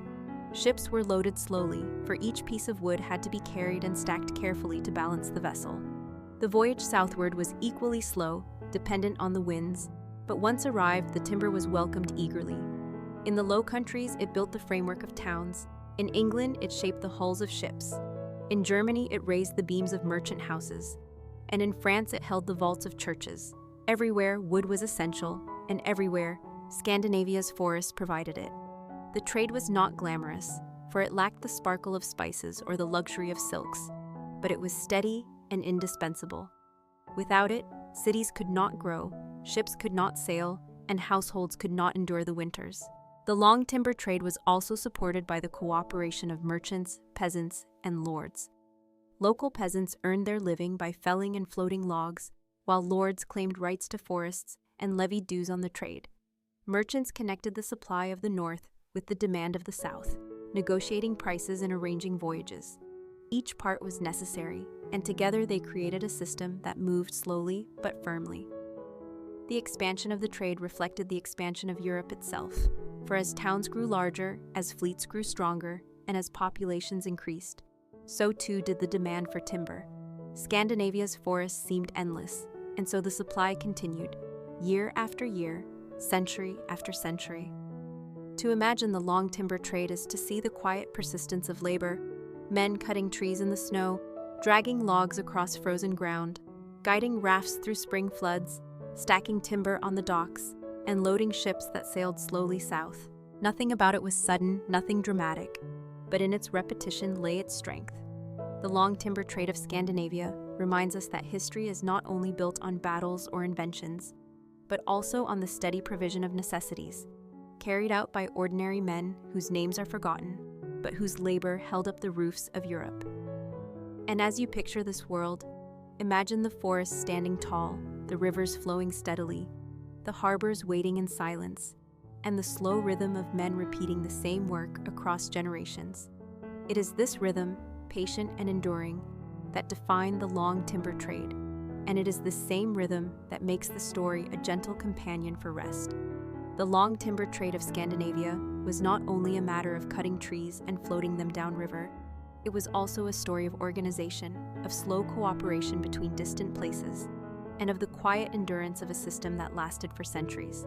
Timber was always in demand because it was the skeleton of medieval life, the material upon which everything else depended. Without wood, there could be no houses, no barns, no bridges, no carts, no ships, and no tools.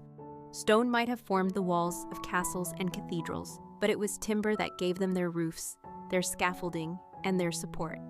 In this way, Scandinavian forests were tied to the very growth of Europe, even though those who cut the trees worked in silence far from the towns that consumed the wood. The organization of the trade was simple but effective. Peasants did the cutting, often as part of their obligations to local lords, while merchants arranged transport and sales. Lords controlled access to forests, levied dues, and ensured that logs flowed to markets. At ports like Bergen, Stockholm, and along the coasts of Finland, timber gathered in vast stacks before being loaded onto ships. Each log was marked and recorded, for merchants demanded reliability, and a misplaced shipment could mean a shortage hundreds of miles away. The ships themselves, often broad cogs or hulks used by Hanseatic merchants, were designed to carry heavy cargo. They sailed slowly, weighed down by timber, creaking under the burden, but they delivered their loads faithfully. The voyage was never swift, for winds and storms often delayed them, but speed was not the essence of the trade. What mattered was regularity, the assurance that timber would arrive eventually, as it always had and always would. Buyers in the Low Countries and northern Germany relied upon this rhythm. Carpenters in Bruges, shipbuilders in Hamburg, and masons in Lübeck all planned their work around the steady arrival of Scandinavian wood. It was not glamorous, but it was indispensable. The long timber trade also encouraged relationships between regions that might otherwise have remained distant. Merchants from Lübeck or Bremen traveled north, made agreements with Scandinavian lords, and returned south with cargoes that tied the economies of Europe together. These relationships were slow to build, often requiring years of trust, but once established, they endured, because timber was never a fleeting commodity. It was always needed, and so the trade was always renewed. The forests themselves seemed endless, and though felling was constant, new trees grew in their place, ensuring continuity. For peasants who lived near the forest, the timber trade became a rhythm of life. Winter was for cutting, spring for floating, summer for transport, autumn for preparing again. It was a cycle as natural as the seasons, repeated across generations until it seemed eternal. Yet even in this eternity, small changes came. Tools improved, axes grew sharper, saws more effective, rafts better tied. Ships too became larger, capable of carrying greater loads, and markets expanded. The trade grew slowly, steadily, like the rings of the trees themselves, widening year by year.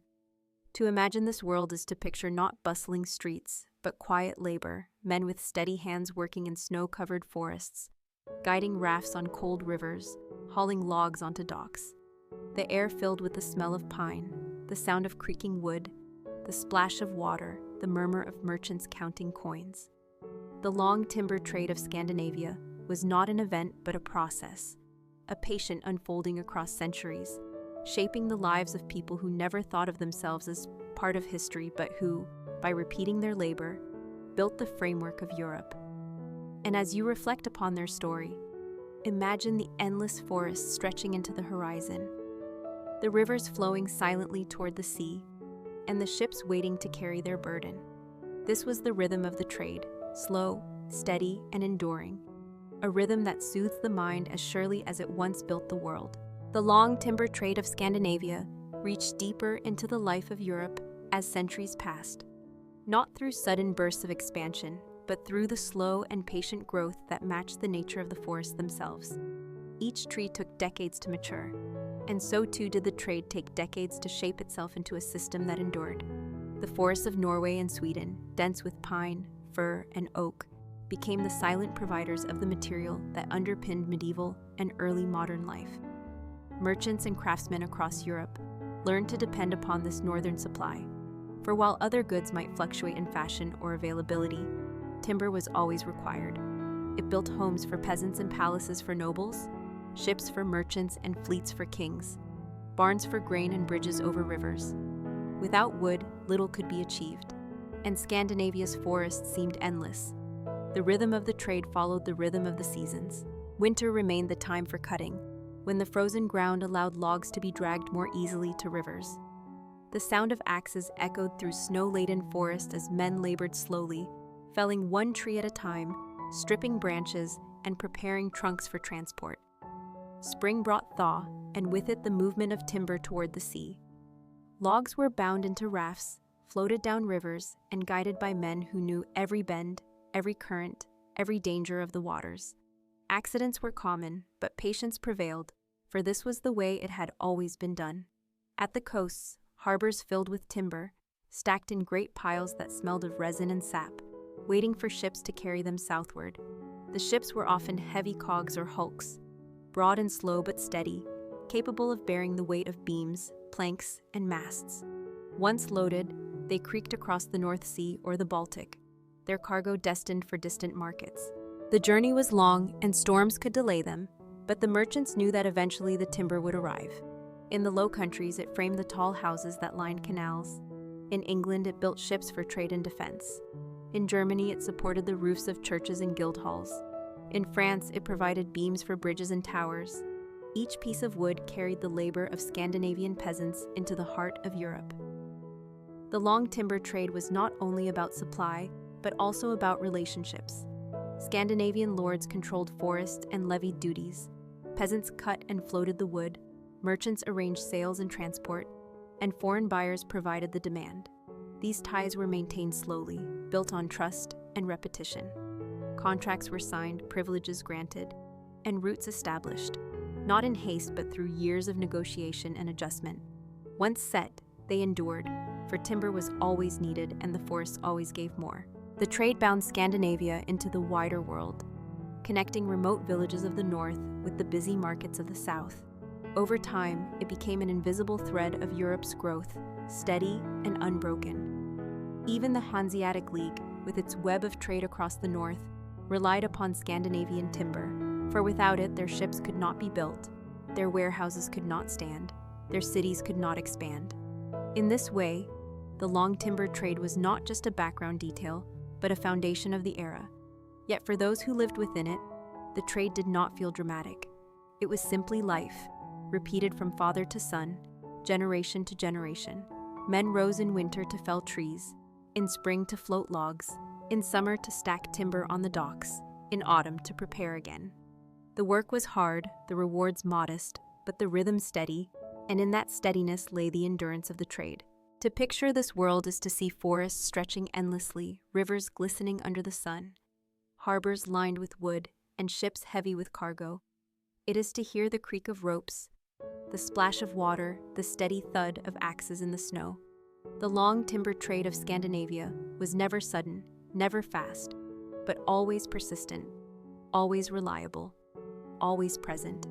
And as with the forests themselves, its strength lay in its slowness, its patience, its quiet ability to endure.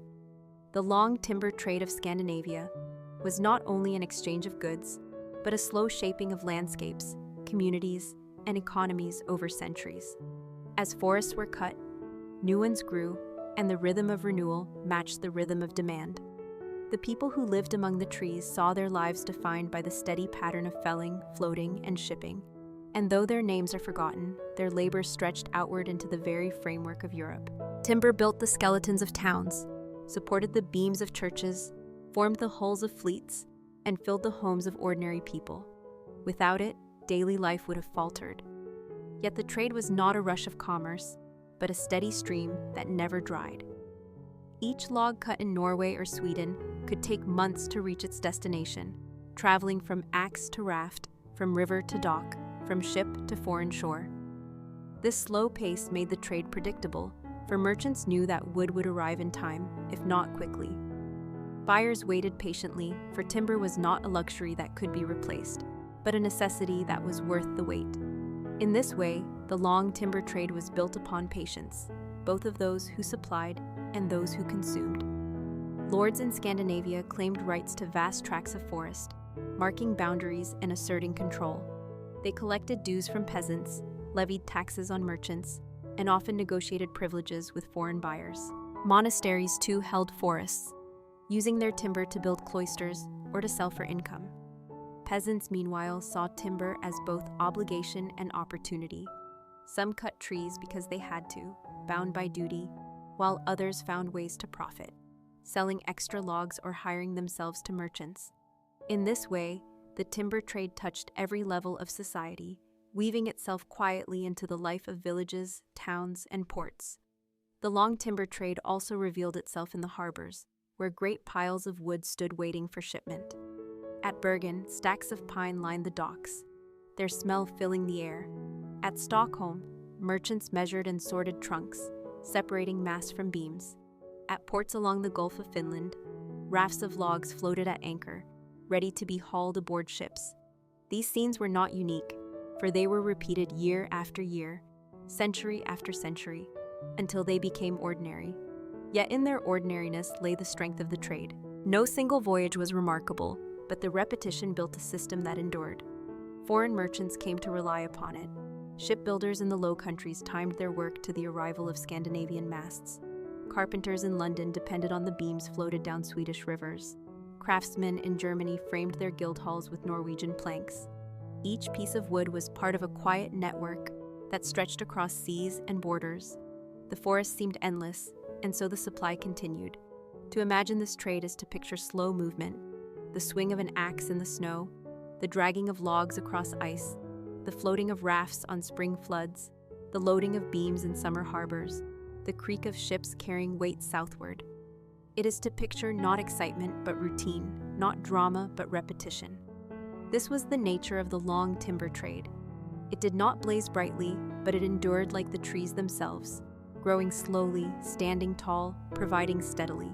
And as centuries passed, the timber of Scandinavia became part of Europe's very bones, silent yet essential, shaping lives far from the forest where it was cut.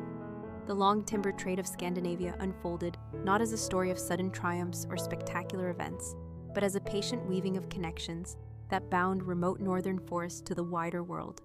Each stage of the process was slow and deliberate, from the first swing of the axe in the frozen woods to the final stacking of beams in the markets of distant towns. In this slowness lay its strength, for the trade endured across centuries without interruption. Timber was always needed, and so the forests were always called upon. The work began with the rhythm of seasons, for winter remained the most practical time for felling trees. The frozen ground made dragging easier, and the stillness of the season allowed peasants to focus on tasks beyond farming. They cut the tall pines and oaks with care, knowing that a single tree might serve as the mast of a ship or the beam of a great hall. The logs were stripped, marked, and set aside, sometimes stacked on sledges to be dragged toward riverbanks. Spring thaw released them, and the rivers became roads of wood, carrying rafts downstream. Men guided them patiently, poles in hand, shouting warnings as currents shifted. The journey was dangerous, for a jam could crush a man or destroy the load, yet the work was repeated each year without fail. At the coast, docks filled with timber. Ships waited with open holds, ready to be filled. Loading was a slow and heavy task, each beam carried or rolled aboard, balanced carefully to prevent disaster at sea. Once underway, the voyage southward was just as slow, the ships heavy in the water, their sails catching steady winds. These voyages were not glamorous, but they were reliable, and in their reliability, they became the backbone of commerce. Merchants in Lubeck, Bremen, London, and Bruges expected the wood to arrive as the seasons turned, and when it did, their work could continue. Carpenters raised roofs, shipwrights laid keels, builders framed bridges, and all depended on the timber from faraway Scandinavia. Lords of the north guarded their forests jealously, for they knew the value of the trees.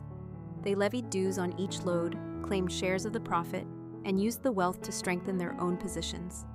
Peasants, though bound by obligation, also found opportunity, for many could sell extra logs or earn wages from merchants. The forests thus provided more than wood, they provided livelihood.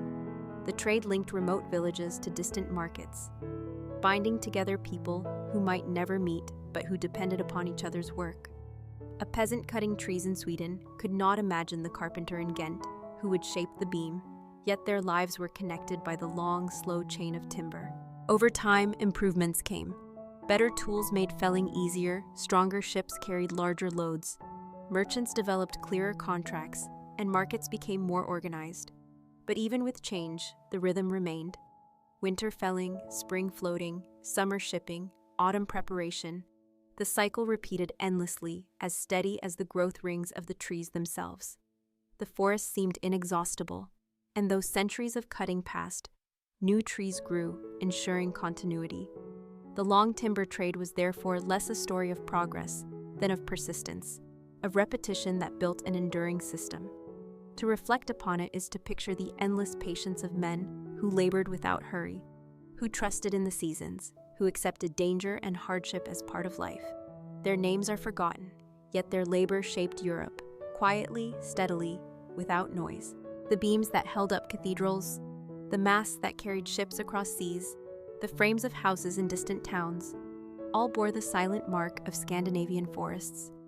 And as you imagine this world, think of the forests standing dark and tall, the rivers flowing steadily toward the sea, the ships creaking under heavy loads, and the merchants counting coins by candlelight. Nothing sudden, nothing loud, only the slow, enduring rhythm of a trade that lasted for centuries and became part of the very bones of Europe. The long timber trade of Scandinavia grew not only through the steady felling of trees and the patient floating of logs, but also through the enduring demand of societies far to the south, which relied upon the strength and flexibility of northern wood to support their expansion.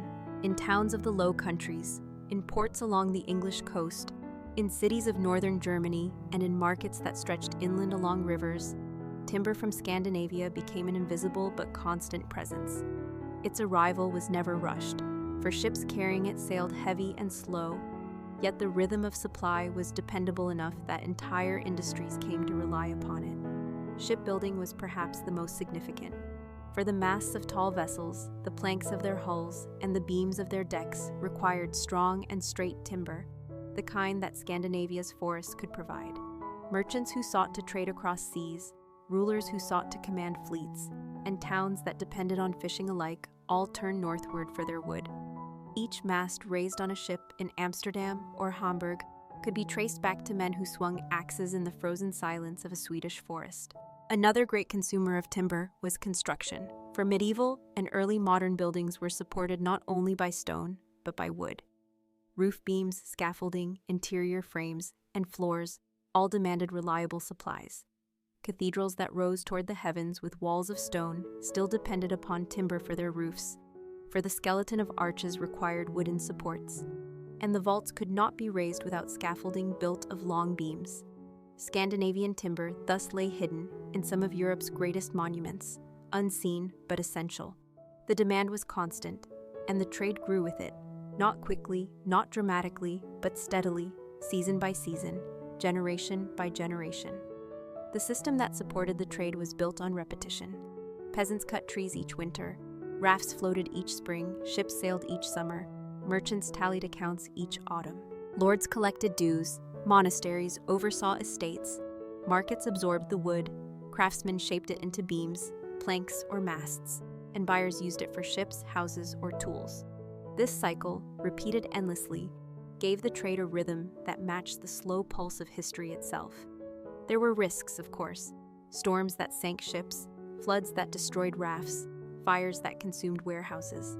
But even these interruptions could not end the trade, for demand returned each year and the forests grew again.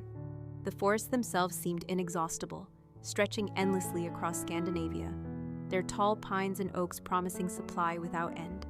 Though the reality of deforestation would one day appear, in the medieval centuries it seemed that the trees could never vanish. To those who lived within the trade, the work was simply life. A peasant might spend his youth cutting timber, his adulthood floating it, his old age watching sons continue the cycle. A merchant might pass his career arranging shipments, knowing that buyers abroad would always wait patiently for the next cargo. A carpenter in Bruges might never see the forests of Sweden, yet his tools and buildings would carry their memory. These invisible connections tied Europe together, and the timber trade was one of the strongest threads. The long timber trade of Scandinavia was not sudden, not exciting, but it was enduring, and in its endurance it shaped the world. To imagine this trade is to hear the slow creak of ships heavy with wood, the murmur of merchants bargaining in low voices, the thud of axes on frozen trunks, the splash of logs entering cold rivers.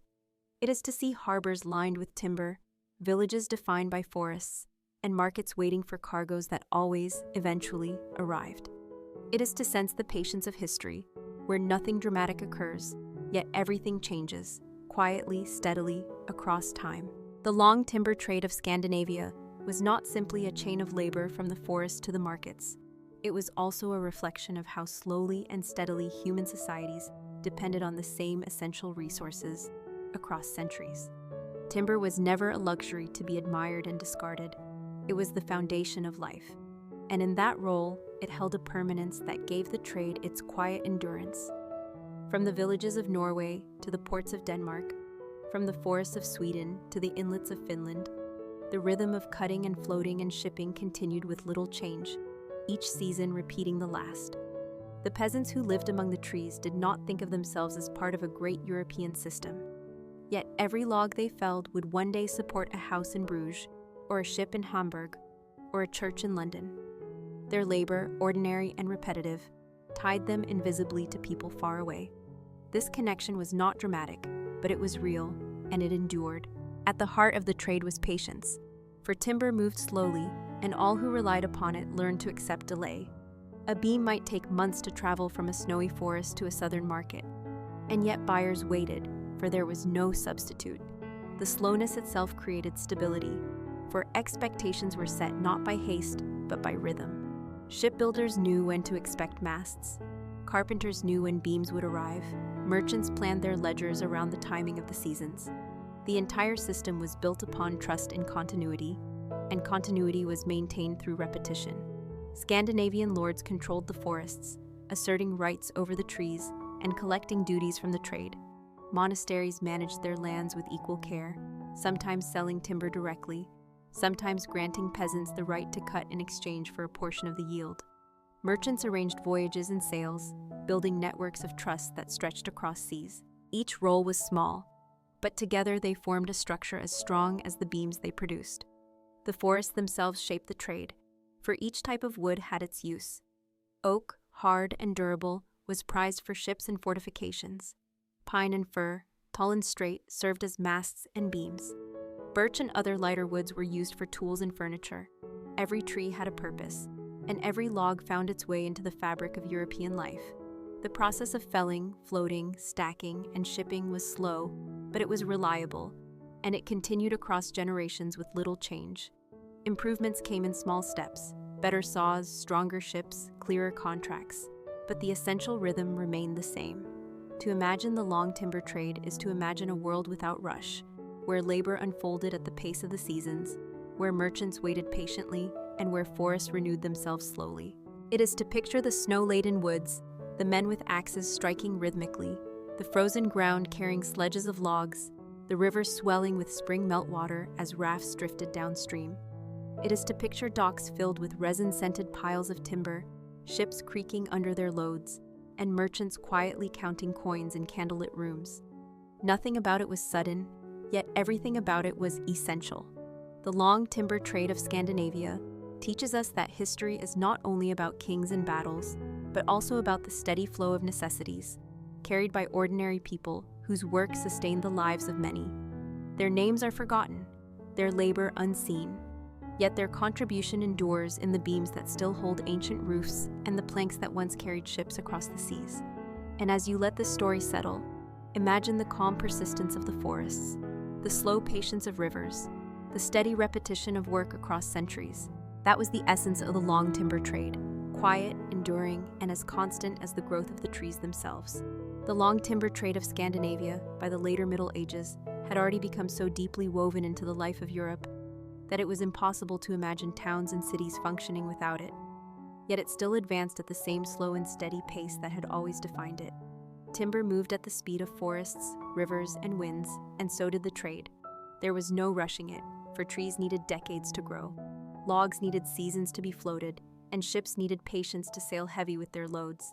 This slowness was not a weakness, but a strength, for it provided predictability, and in a world of uncertainty, the steady arrival of wood was a foundation of security. Carpenters, shipbuilders, and masons all depended on this rhythm, and the rhythm endured. The timber that left Scandinavian forests did not serve only one purpose, but many. Some logs became masts that stood tall on ships crossing the North Sea or the English Channel. Others were cut into planks that lined the hulls of cogs and caravels. Thick beams were laid across the frames of houses, barns, and guild halls. Even the scaffolding for cathedrals, temporary structures never meant to last, was built from Scandinavian wood, for stone could not rise without timber to support it. Every stage of construction, every voyage at sea, every act of building required wood, and the forests of the north provided it. At the same time, the trade shaped the communities that supplied it. Peasants timed their winters by the felling of trees, their springs by the guiding of rafts, their summers by the loading of ships. Merchants organized their ledgers by seasons of arrival and departure. Lords collected their dues, monasteries balanced their accounts, and ports lived by the steady movement of logs. This routine became the heartbeat of life in many Scandinavian towns, and though it was repetitive, it was secure. The forest seemed endless, and so the work seemed eternal. Yet even in its endurance, the trade was not without strain. Storms destroyed cargoes, pirates raided ships, floods damaged rafts, and disputes arose over rights to forests. Still, these challenges did not break the system, for it was built to last. Every setback was absorbed, every interruption overcome, because the demand for timber never ceased, and the supply, though slow, always resumed. The long timber trade was also bound to the great networks of northern commerce. The Hanseatic League in particular relied on Scandinavian wood, for their ships, their warehouses, and their cities could not stand without it. This dependence tied Scandinavia to distant markets, making its forests part of a web that stretched across seas. A tree cut in Sweden might one day be a mast in Lubeck, a beam in Bruges, or a plank in London. Such connections were invisible to those who cut the logs, but they were real and lasting. The significance of the trade lay not in drama, but in its constancy. Year after year, the same cycle repeated, each generation inheriting the labor of the last. Fathers taught sons how to fell, how to float, how to guide, how to load. Merchants passed down contacts, routes, and privileges. Towns grew slowly, shaped by the steady movement of wood. And Europe itself, without noticing, became framed by Scandinavian timber. To imagine the long timber trade is to picture the endless patience of men cutting in snowbound forests, the slow drift of rafts on swollen rivers, the creak of heavy ships as they made their way south, the steady counting of coins in dim halls. Nothing sudden, nothing loud, only the quiet persistence of work repeated across centuries. And in this persistence lay its true power, for though no one moment defined it, the long timber trade of Scandinavia left its mark on every roof beam, every ship, every bridge, and every hall of the medieval and early modern world. The story of the long timber trade of Scandinavia, like the growth of the forests themselves, does not conclude with a sudden ending, but with a slow fading into new forms of commerce as Europe moved into the modern age. For centuries, the forests of Norway, Sweden, and Finland had provided the beams and planks upon which Europe relied. And in many ways, they continued to do so, even as other trades rose in prominence. Yet the world was changing, and with those changes, the character of the trade altered. Ships grew larger and required even more timber. Towns expanded and demanded greater quantities for construction, and new industries discovered fresh uses for wood. The pressure on the forests increased, and where once they had seemed inexhaustible, concern slowly grew about their limits. Lords and kings began to regulate cutting more carefully, issuing charters and rules to preserve resources, for they understood that the wealth of their lands depended on the steady renewal of trees. Still, the rhythm remained the same: winter felling, spring floating, summer shipping, autumn preparation. The cycle endured even as generations changed, because the need for timber never disappeared. The trade left its mark not only on forests, but on the lives of countless people. Peasants who spent their winters with axes and sledges shaped their identities around the labor, merchants who arranged contracts tied their fortunes to the arrival of timber, and shipbuilders and carpenters across Europe shaped their craft with Scandinavian wood. It became part of the unspoken infrastructure of life, present in every roof overhead, every vessel at sea, every bridge that connected distant places. Even as new materials slowly appeared, wood remained fundamental, and Scandinavia's contribution continued quietly, persistently. The significance of the long timber trade lies not in spectacular events, but in the patient continuity that defined it. It shows us that history is often built not by sudden bursts of change, but by the slow accumulation of ordinary labor repeated endlessly. The men who cut trees in snowbound forests did not think of themselves as shaping Europe, yet their work supported towns, trade, and kingdoms. Their names are forgotten, but their legacy endures in the beams of ancient halls and the planks of ships preserved in harbors.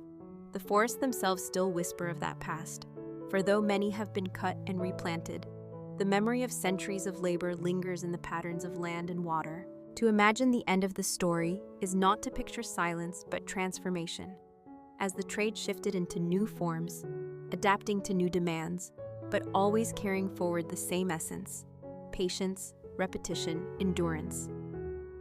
The long timber trade of Scandinavia reminds us that the foundations of life are built slowly, steadily, with work that is rarely celebrated, but always necessary. As you let the story rest in your mind, picture the forests stretching into the horizon, the rivers carrying their steady burden, the ships creaking with weight, the towns waiting with open markets. Nothing sudden, nothing loud, only the quiet rhythm of a trade that lasted for centuries and shaped the world in silence. And so our old story has come to an end. Before we move on, I kindly ask you to give this video a like and subscribe to the channel so we can share many more quiet nights together. Now let us gently continue into the next story in our Boring History for Sleep series: the predictable markets of Mesopotamia. In the long and slow unfolding of ancient history, Mesopotamia, the land between the Tigris and the Euphrates, became known not only as the cradle of early civilization, but also as a region where markets developed with remarkable predictability. These markets were not sudden inventions, but steady growths, rooted in the fertile soil and nourished by the steady waters of the rivers. Farmers brought grain from the fields, herders brought sheep and goats from the plains, and craftsmen carried goods from their workshops into towns that had grown carefully over centuries. The markets of Mesopotamia were quiet, orderly, and repetitive, yet in their predictability lay their strength, for they provided stability to a world that depended on routine. Imagine a market in a Mesopotamian town, such as Ur or Babylon. The sun rises over mud brick houses, and narrow streets begin to fill with the slow movement of people carrying baskets. Farmers arrive with barley and wheat, weighed carefully on balances, exchanged for silver, oil, or wool. Shepherds bring flocks, selling milk, hides, and woolen goods. Potters set out their jars, carefully shaped and baked, each one a vessel for oil or water. Metal workers display tools and simple ornaments, while scribes stand ready to record contracts on clay tablets. Nothing about the scene is sudden, for every market day resembles the last, but it is this sameness that made Mesopotamian commerce reliable. Silver served as the common medium, though coinage had not yet appeared in the early periods. Instead, weighed pieces of silver, measured precisely against standards kept by temples or authorities, created a system of fairness. Contracts were inscribed in cuneiform, ensuring that agreements endured beyond memory. A farmer promised a certain weight of barley, a merchant agreed to a fixed amount of wool, and the record remained, pressed into clay and baked for permanence. These tablets became the memory of the markets, ensuring that trust could last beyond the moment of exchange. Temples played a central role in regulating these markets, for they not only served as places of worship, but also as centers of storage and administration. Priests oversaw granaries, collected offerings, and redistributed goods, often acting as guarantors of trade. Palaces, too, became hubs of exchange, ensuring that surplus flowed into the hands of rulers, who then redistributed it for building projects, festivals, or armies. Yet the ordinary rhythm of market life remained in the hands of everyday people, whose steady work sustained the whole.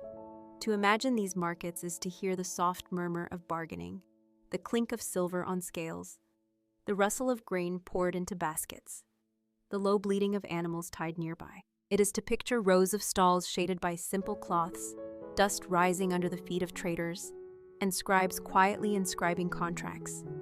Each market day followed the one before, and each week repeated the last, creating a pattern as dependable as the flooding of the rivers that nourished the land. The predictability of Mesopotamian markets gave people a sense of security, for they knew where to go, when to sell, and how to measure. Farmers could plan harvests with the certainty that grain would find buyers. Merchants could travel knowing that silver weights would be honored.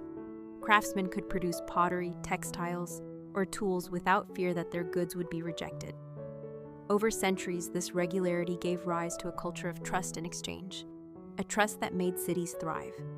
When we reflect on the predictable markets of Mesopotamia, we see that they were not spectacular events but daily routines, quiet exchanges repeated endlessly, forming the background of life.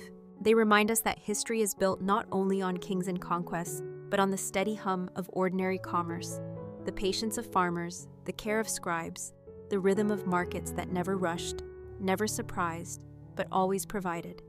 And as you imagine them, think of the sun rising again over the same stalls, the same scales, the same voices, year after year, century after century, shaping the lives of those who depended on their quiet reliability.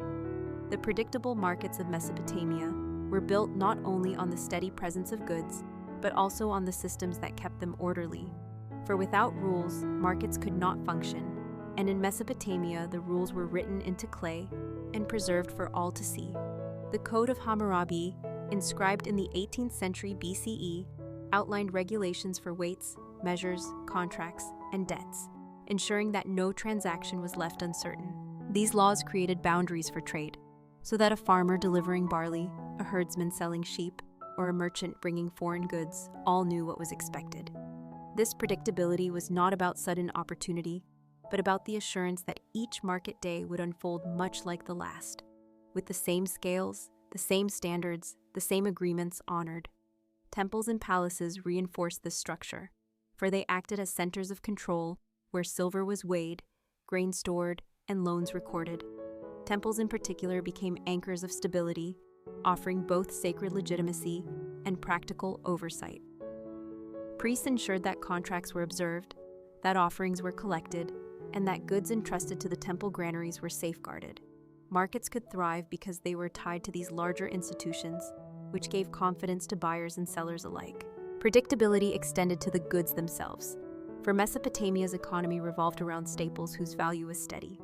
Barley, the chief grain, was used not only for food, but also as a unit of account, measured carefully in baskets or jars. Wool, produced by vast flocks, became the basis of a textile trade that extended beyond Mesopotamia's borders. Oil from sesame or dates provided both food and trade goods, while clay vessels made by potters formed the containers of commerce. Each item was familiar, each item valued, each item exchanged repeatedly, season after season, century after century. The regularity of these goods created a rhythm of trade that never startled, but always reassured. Foreign trade, too, was incorporated into this predictable framework. Merchants carried timber from Lebanon, copper from Oman, lapis lazuli from Afghanistan, and gold from Anatolia, but even these exotic goods were folded into the steady pulse of Mesopotamian markets. Contracts specified delivery, silver weights ensured fairness, and scribes recorded every detail. What might have seemed adventurous was tamed into routine, so that even long-distance exchange became part of the same calm order. The scribes were the guardians of the system, pressing their styluses into clay to capture promises and obligations. A debt of barley, a loan of silver, a delivery of wool, all were inscribed with precision. These records created continuity, for they allowed agreements to last beyond memory, ensuring that obligations were honored even after seasons passed.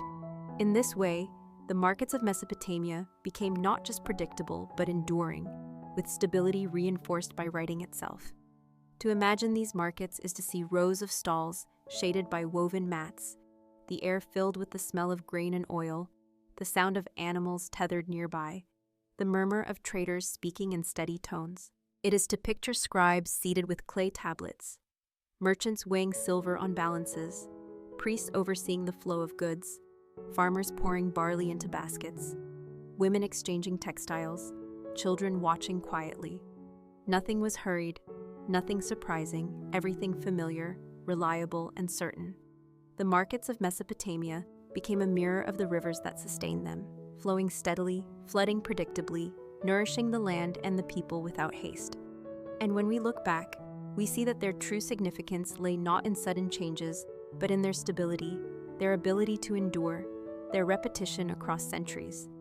The predictable markets of Mesopotamia remind us that order can be as powerful as innovation, that the quiet hum of routine can build civilizations just as surely as conquest. The predictable markets of Mesopotamia were not only anchored in laws and institutions, but also in the daily habits of ordinary people, for it was the repetition of countless small actions that created their enduring stability. Each morning, farmers rose with baskets of grain, herders brought their animals to town, craftsmen carried jars or tools, and merchants set out their scales and weights. The market was not an occasional event, but a steady rhythm of life, occurring again and again with little variation. The people of Mesopotamia relied upon this constancy, for it gave them the assurance that food would be available, debts could be settled, and goods could be exchanged. The market was therefore not simply a place, but an expectation woven into the fabric of society as firmly as the flooding of the rivers or the rising of the sun. Agricultural cycles shaped the pulse of these markets. Barley harvest filled stalls with grain, date harvest produced baskets of fruit and jars of syrup, and wool from sheep and goats was spun and woven into textiles that were bartered or sold. These products returned year after year, their repetition ensuring predictability. Even when weather failed or floods came late, the structure of exchange endured, for temples and storehouses balanced shortages with surpluses. In this way, uncertainty of nature was softened by the certainty of institutions, and markets retained their calm order. The presence of scribes reinforced this sense of permanence. Seated with their clay tablets, they recorded obligations, sales, and loans, ensuring that each transaction was remembered. a farmer who promised a delivery of barley, a herder who pledged a sheep, a merchant who borrowed silver, all were preserved in writing. These tablets created continuity across seasons, for even if memory faltered, the written word did not. In this way, the market extended beyond the day, its predictability stretching forward into the future. Trade within Mesopotamia connected village to village and city to city, yet always within the same framework of weights, measures, and contracts. Standardization was essential, for without common measures, exchange could not function. A shekel of silver meant the same in Ur as it did in Babylon. A measure of barley could be trusted across towns, and this uniformity gave traders confidence. Even foreign merchants entering Mesopotamian markets adapted to these standards, for the predictability they provided outweighed the desire for improvisation. The markets thus became not chaotic gatherings, but carefully ordered spaces where exchange followed clear rules. The role of women in these markets also added to their rhythm, for women sold textiles, prepared food, managed households, and often conducted small trades. Their contributions were steady, repeated daily, and though often overlooked in grand records, they were essential to the routine. The hum of their work added to the calm soundscape of market life, a background of voices that carried on through generations. To picture a Mesopotamian market is to imagine not excitement but routine, stalls set up in the same places, scales balanced with careful weights, scribes pressing marks into clay, animals tethered quietly, buyers and sellers speaking in measured tones. Nothing needed to be invented each day, for everything was already known, already practiced, already expected. The predictability itself was the source of strength. People trusted the market because it always returned, because it always followed the same patterns, because it never surprised. When we reflect upon these markets, we see not flashes of change, but centuries of repetition. And it is this repetition that built stability. The predictable markets of Mesopotamia remind us that civilization thrives not only on innovation, but on routine, that the quiet hum of daily exchange sustains life more deeply than sudden events. Their legacy is not found in dramatic stories, but in the calm assurance of continuity, a lesson that echoes still in the marketplaces of today. The predictable markets of Mesopotamia thrived not only because of the goods that filled them or the scribes who recorded their contracts, but also because of the social trust that developed through repetition. Day after day, week after week, year after year, people entered the markets knowing that they would find the same stalls, the same weights, the same goods measured carefully, and the same rules enforced. This trust gave ordinary people the confidence to plant fields, to weave textiles, to fatten animals, to craft jars and tools, and to carry them to the markets with certainty that exchange would follow. Predictability created not excitement but reassurance, and reassurance gave the system strength. The role of temples in this order was central. Temples in Mesopotamia were not only houses of gods, but also centers of economy, maintaining storehouses filled with grain, oil, and wool, managing loans of silver or barley, and ensuring that markets followed standard measures. Priests oversaw the weighing of goods, monitored contracts, and sometimes acted as mediators in disputes. Because temples were seen as sacred, their involvement gave legitimacy to the marketplace, making agreements carry more weight than personal promises alone. Palaces too contributed to predictability, for kings ensured that taxes were collected, that storehouses were managed, and that markets remained orderly. In return, they drew wealth from these markets, using the surplus to build walls, canals, and temples, reinforcing their power.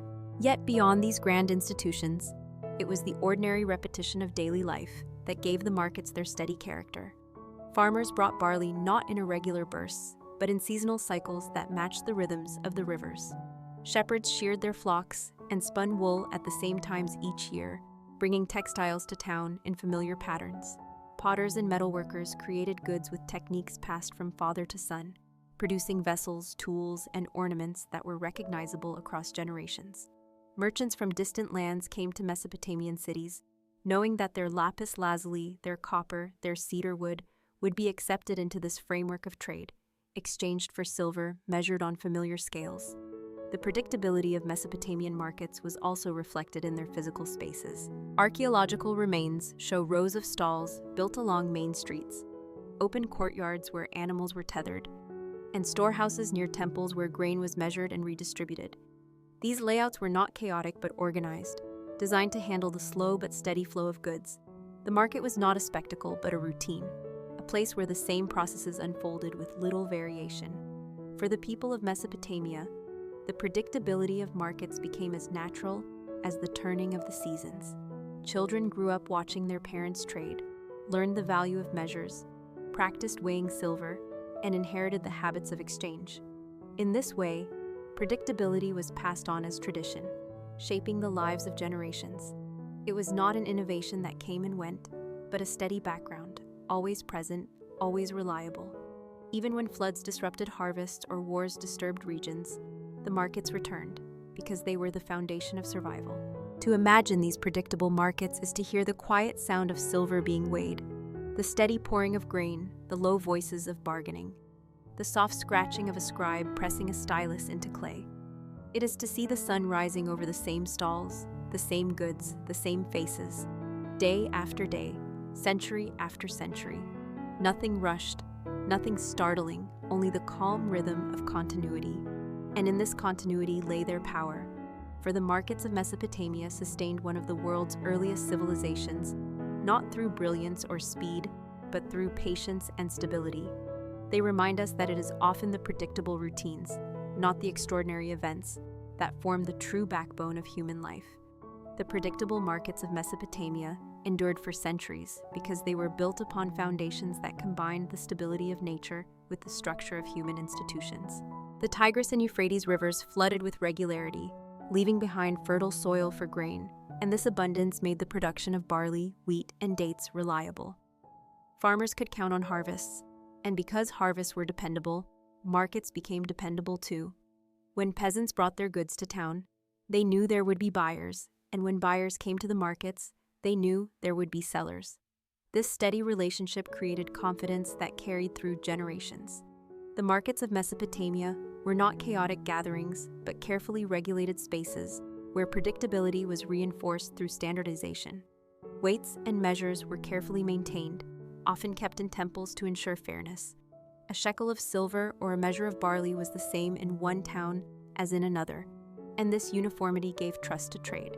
Scribes recorded contracts with cuneiform on clay tablets, ensuring that promises were remembered and obligations enforced. In this way, predictability was not just a feeling, but a reality, written into law and preserved in archives. Temples and palaces played their roles, but it was the ordinary rhythm of exchange that gave the markets their steady pulse. Farmers arrived at set times, herders brought animals at expected intervals, craftsmen produced pottery, tools, and textiles with regularity, and merchants carried goods from place to place, knowing that markets would welcome them. The result was not excitement but routine, not innovation but continuity. Even foreign traders found themselves drawn into this system. Caravans arrived from Anatolia with metals, from Persia with precious stones, from Arabia with incense, and from the Levant with timber, and yet even these distant goods were folded into the same rhythm. They were weighed, valued, and recorded like any other, and thus they lost their strangeness and became predictable too. The people who lived within this system did not marvel at its order, for to them it was ordinary. A child might grow up watching his parents bring grain to market, learn how to measure with a balance, practice writing with a stylus, and inherit the same habits of trade. In this way, predictability became tradition, passed quietly from generation to generation. It was not dramatic, but it was enduring.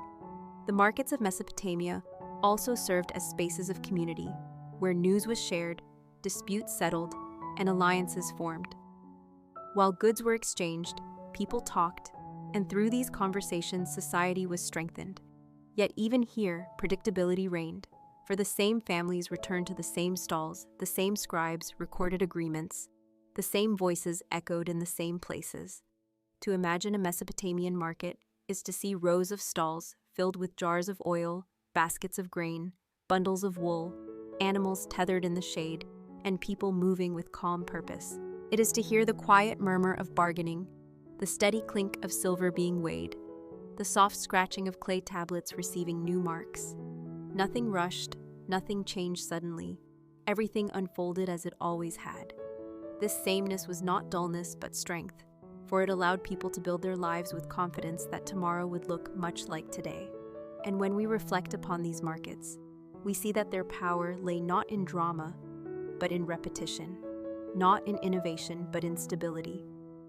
The predictable markets of Mesopotamia remind us that civilizations are built not only on grand monuments or great rulers, but also on the quiet assurance of daily routines, the calm hum of exchange, the trust that life will continue as it always has. The predictable markets of Mesopotamia were also shaped by the steady connection between agriculture and administration, for while the fields provided the goods, it was the scribes, priests, and officials who ensured that the flow of exchange remained orderly.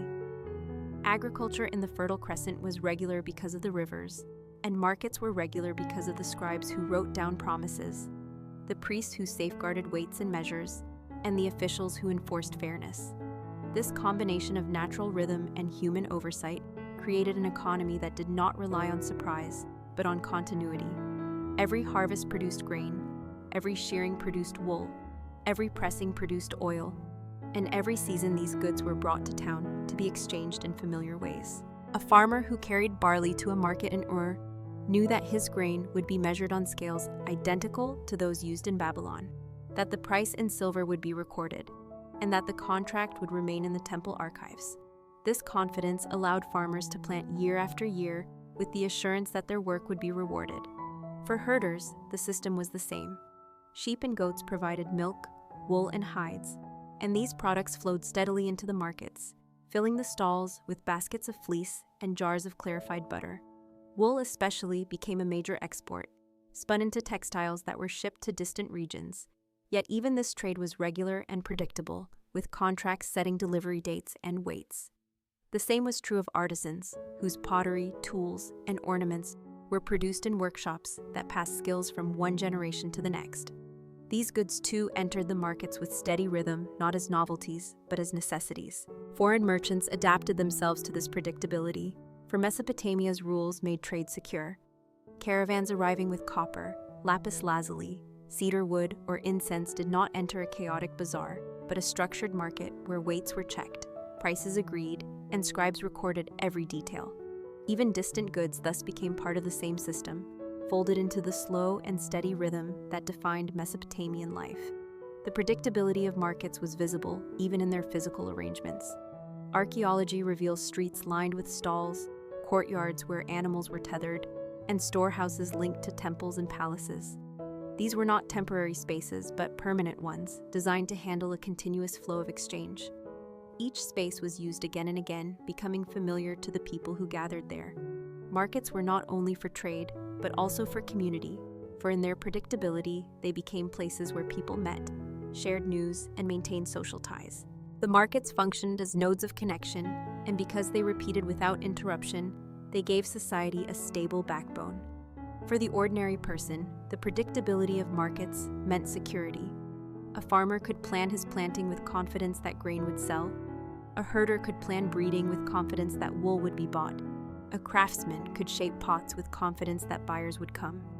The market was not a gamble but a certainty, and this certainty allowed life to flourish.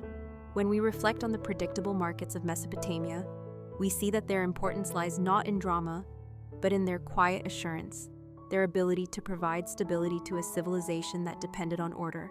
To imagine them is to see rows of stalls filled with familiar goods, the steady sound of silver weighed on scales, the soft scratching of a scribe on clay, the quiet murmur of bargaining voices, the slow but constant flow of goods from countryside to town, and from town to countryside.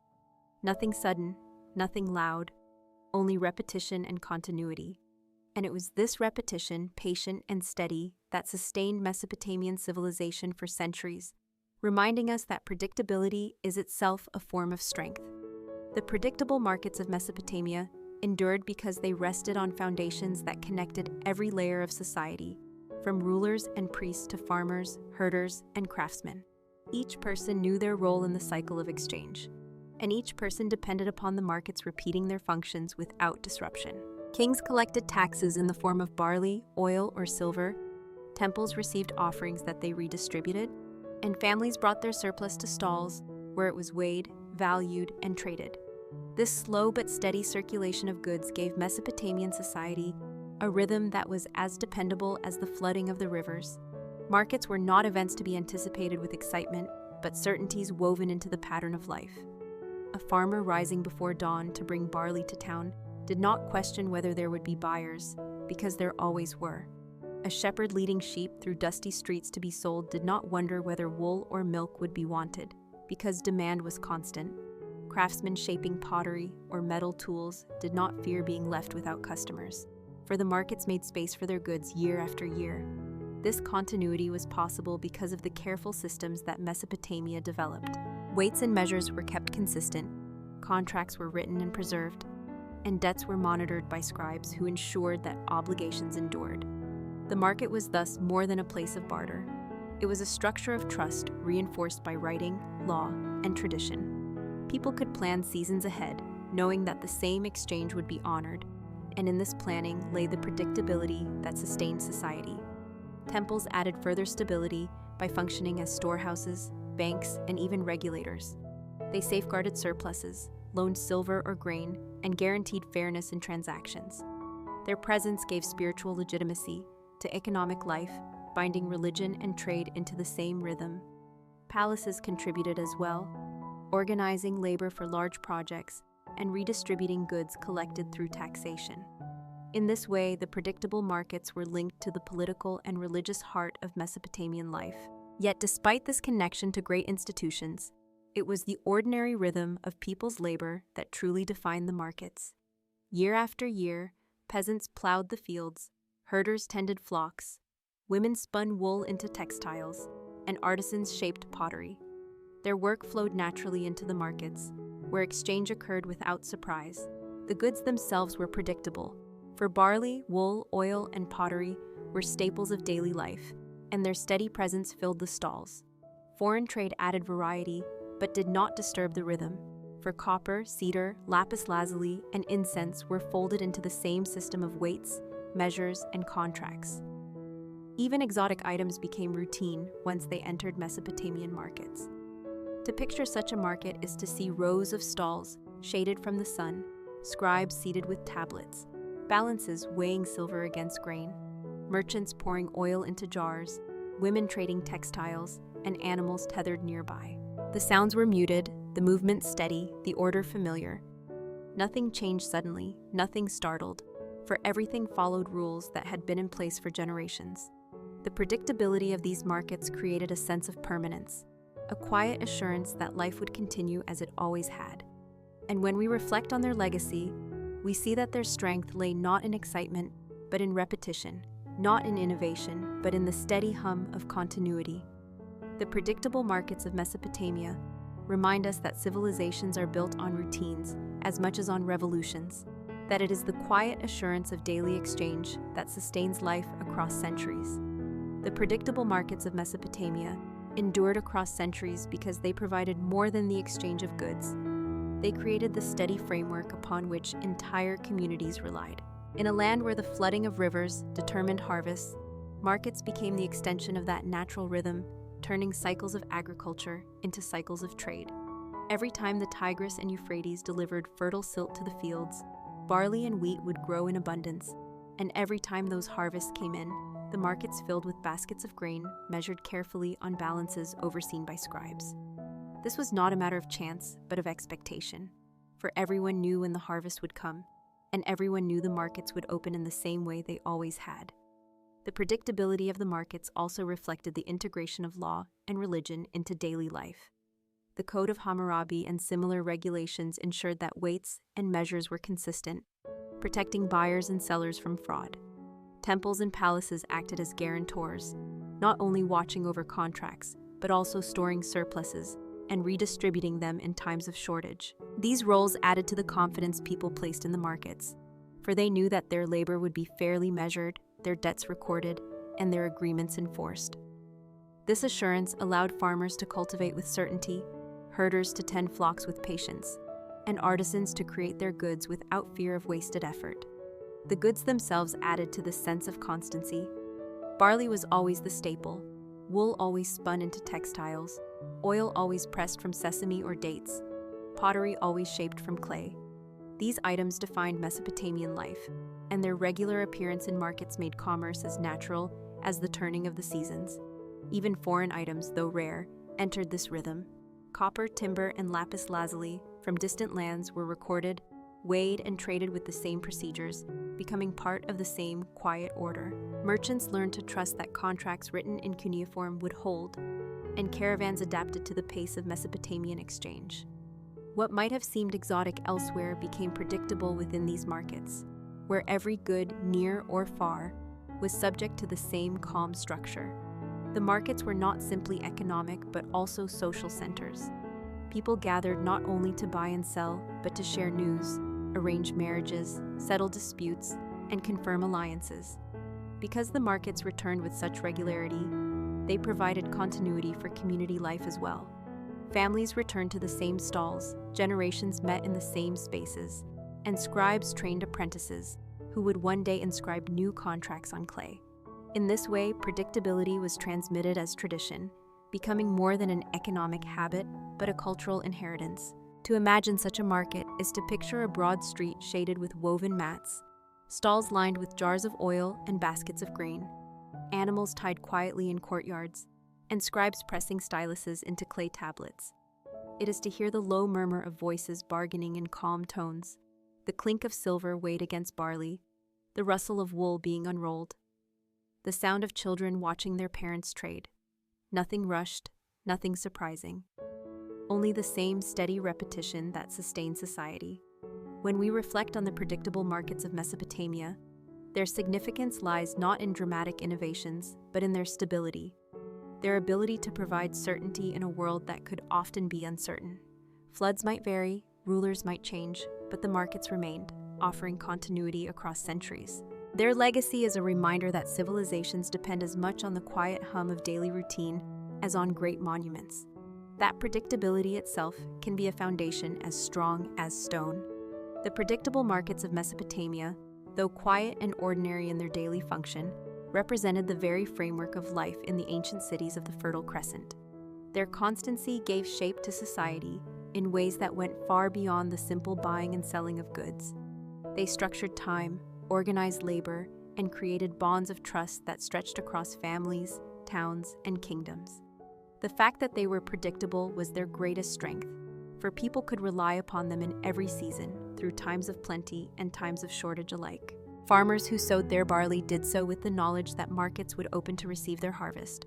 Herders who bred their sheep did so with confidence that wool and milk would always have value. And artisans who shaped clay into vessels or metal into tools did so knowing that their goods would find buyers.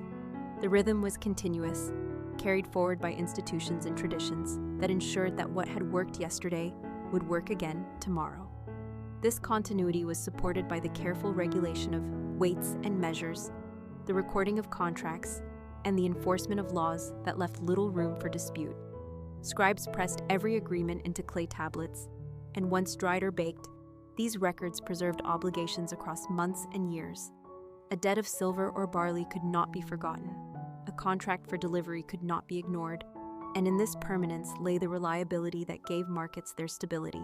The temples added their authority, holding reserves of grain and oil, lending silver, and redistributing goods in times of need. Their sacred role gave markets not only economic but also spiritual legitimacy, for the gods themselves were seen as guarantors of fairness. Palaces reinforced the system through taxation and redistribution, linking the prosperity of the markets to the strength of kings. Even the goods from abroad, which might have seemed exotic or unpredictable, were absorbed into this rhythm. Copper from Oman, cedar wood from Lebanon, lapis lazuli from Afghanistan, and incense from Arabia were weighed and valued with the same silver standards as local barley or wool. This transformed distant luxury into local routine, for even foreign caravans were folded into the predictable framework of Mesopotamian commerce. The result was a market that felt familiar to all who entered, whether farmer, herder, craftsman, or foreign trader. To imagine such a market is to picture stalls shaded by reed mats, baskets of grain measured on balances, jars of oil lined neatly, rolls of wool stacked carefully, and animals tethered near the edges. Scribes sit quietly inscribing clay, priests oversee the scales, merchants exchange silver, and buyers move from stall to stall with calm assurance.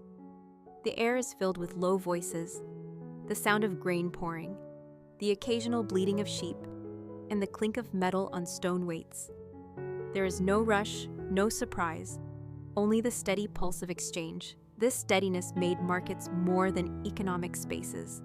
They were social anchors, where people gathered, news spread, and communities were reinforced. The predictability of Mesopotamian markets was thus not dullness but strength, for it created a world where survival was supported by certainty. Floods might shift, dynasties might rise and fall, but the markets returned again and again, repeating their role across centuries. And when we look back at their legacy, we see that it was not great events that made them important, but their quiet endurance, their repetition, their patience. The predictable markets of Mesopotamia remind us that the foundation of civilization often lies not in conquest or innovation, but in the calm routines that allow people to live, to plan, and to trust that tomorrow will unfold much like today. The predictable markets of Mesopotamia reached their full maturity when they became more than just economic spaces and evolved into institutions that shaped the rhythm of entire civilizations. They were steady, calm, and repetitive, and their power lay in this very repetition. To walk through a market in Babylon or Ur was not to be surprised, but to be reassured, for the same stalls would stand in the same places. The same scribes would sit with their tablets.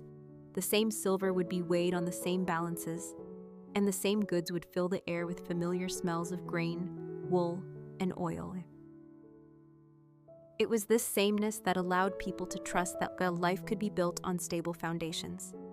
Farmers who planned their fields did so with confidence that their barley would be accepted. Herders who bred their animals did so with certainty that their wool and hides would be valued.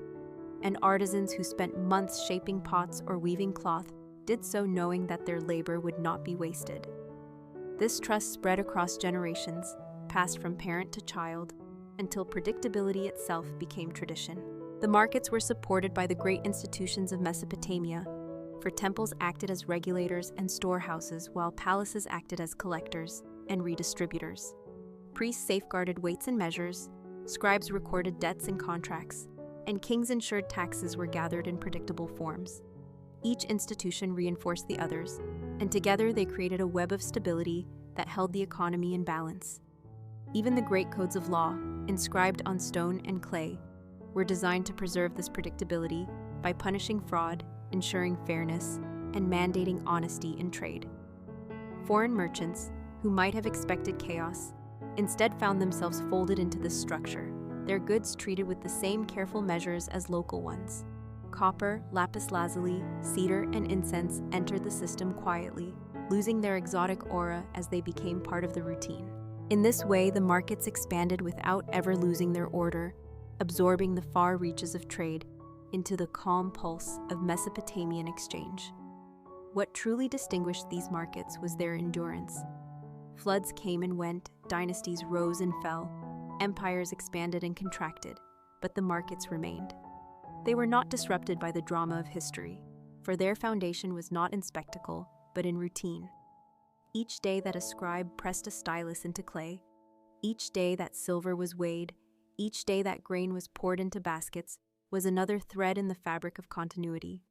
This is why, when we think of Mesopotamia, we think not only of its kings and monuments, but also of its markets, quiet yet essential, repeating endlessly across centuries.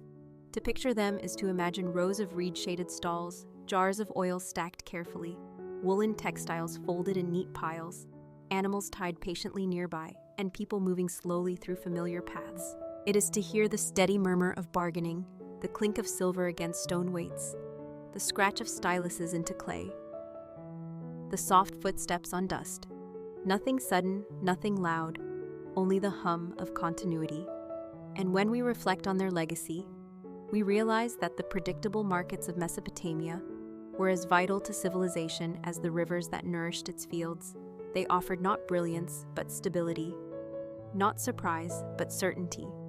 And in that certainty, they sustained one of the earliest and greatest societies in history. Their lesson is quiet but enduring.